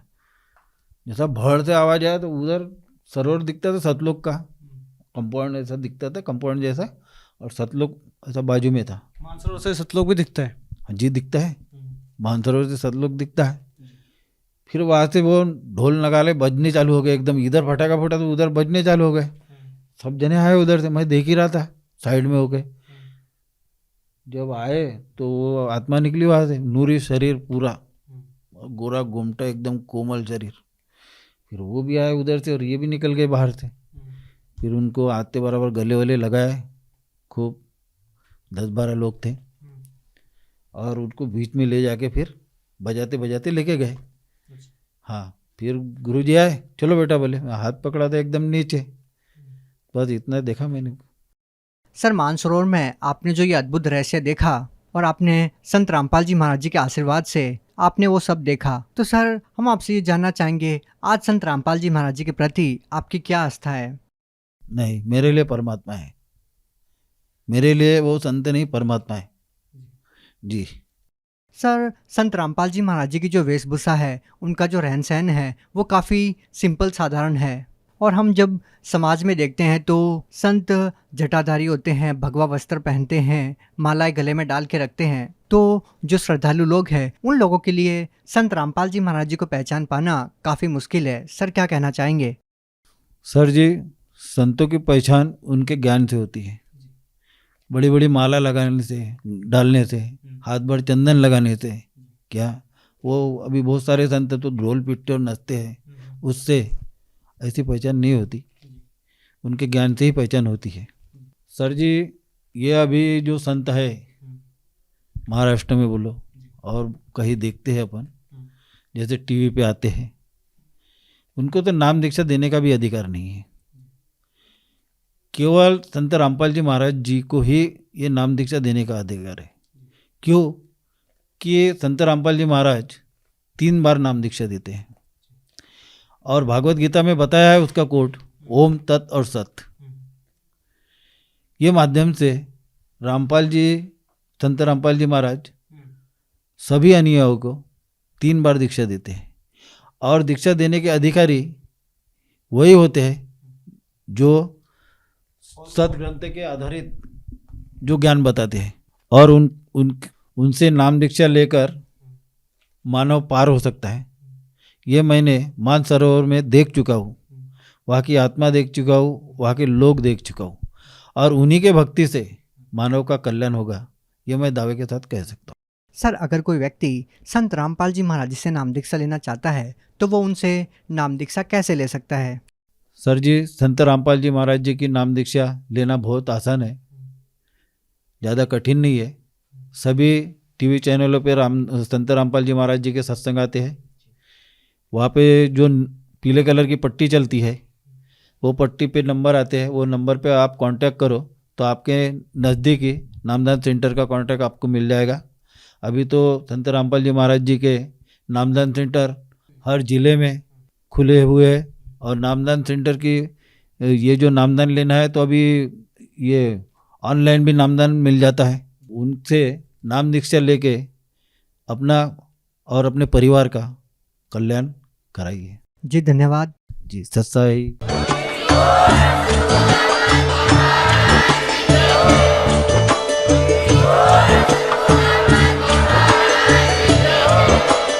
आप सुन रहे थे जगत गुरु तत्वदर्शी संत रामपाल जी महाराज जी के मंगल प्रवचन। अधिक जानकारी के लिए विजिट कीजिए हमारी वेबसाइट www.jagatgururampalji.org।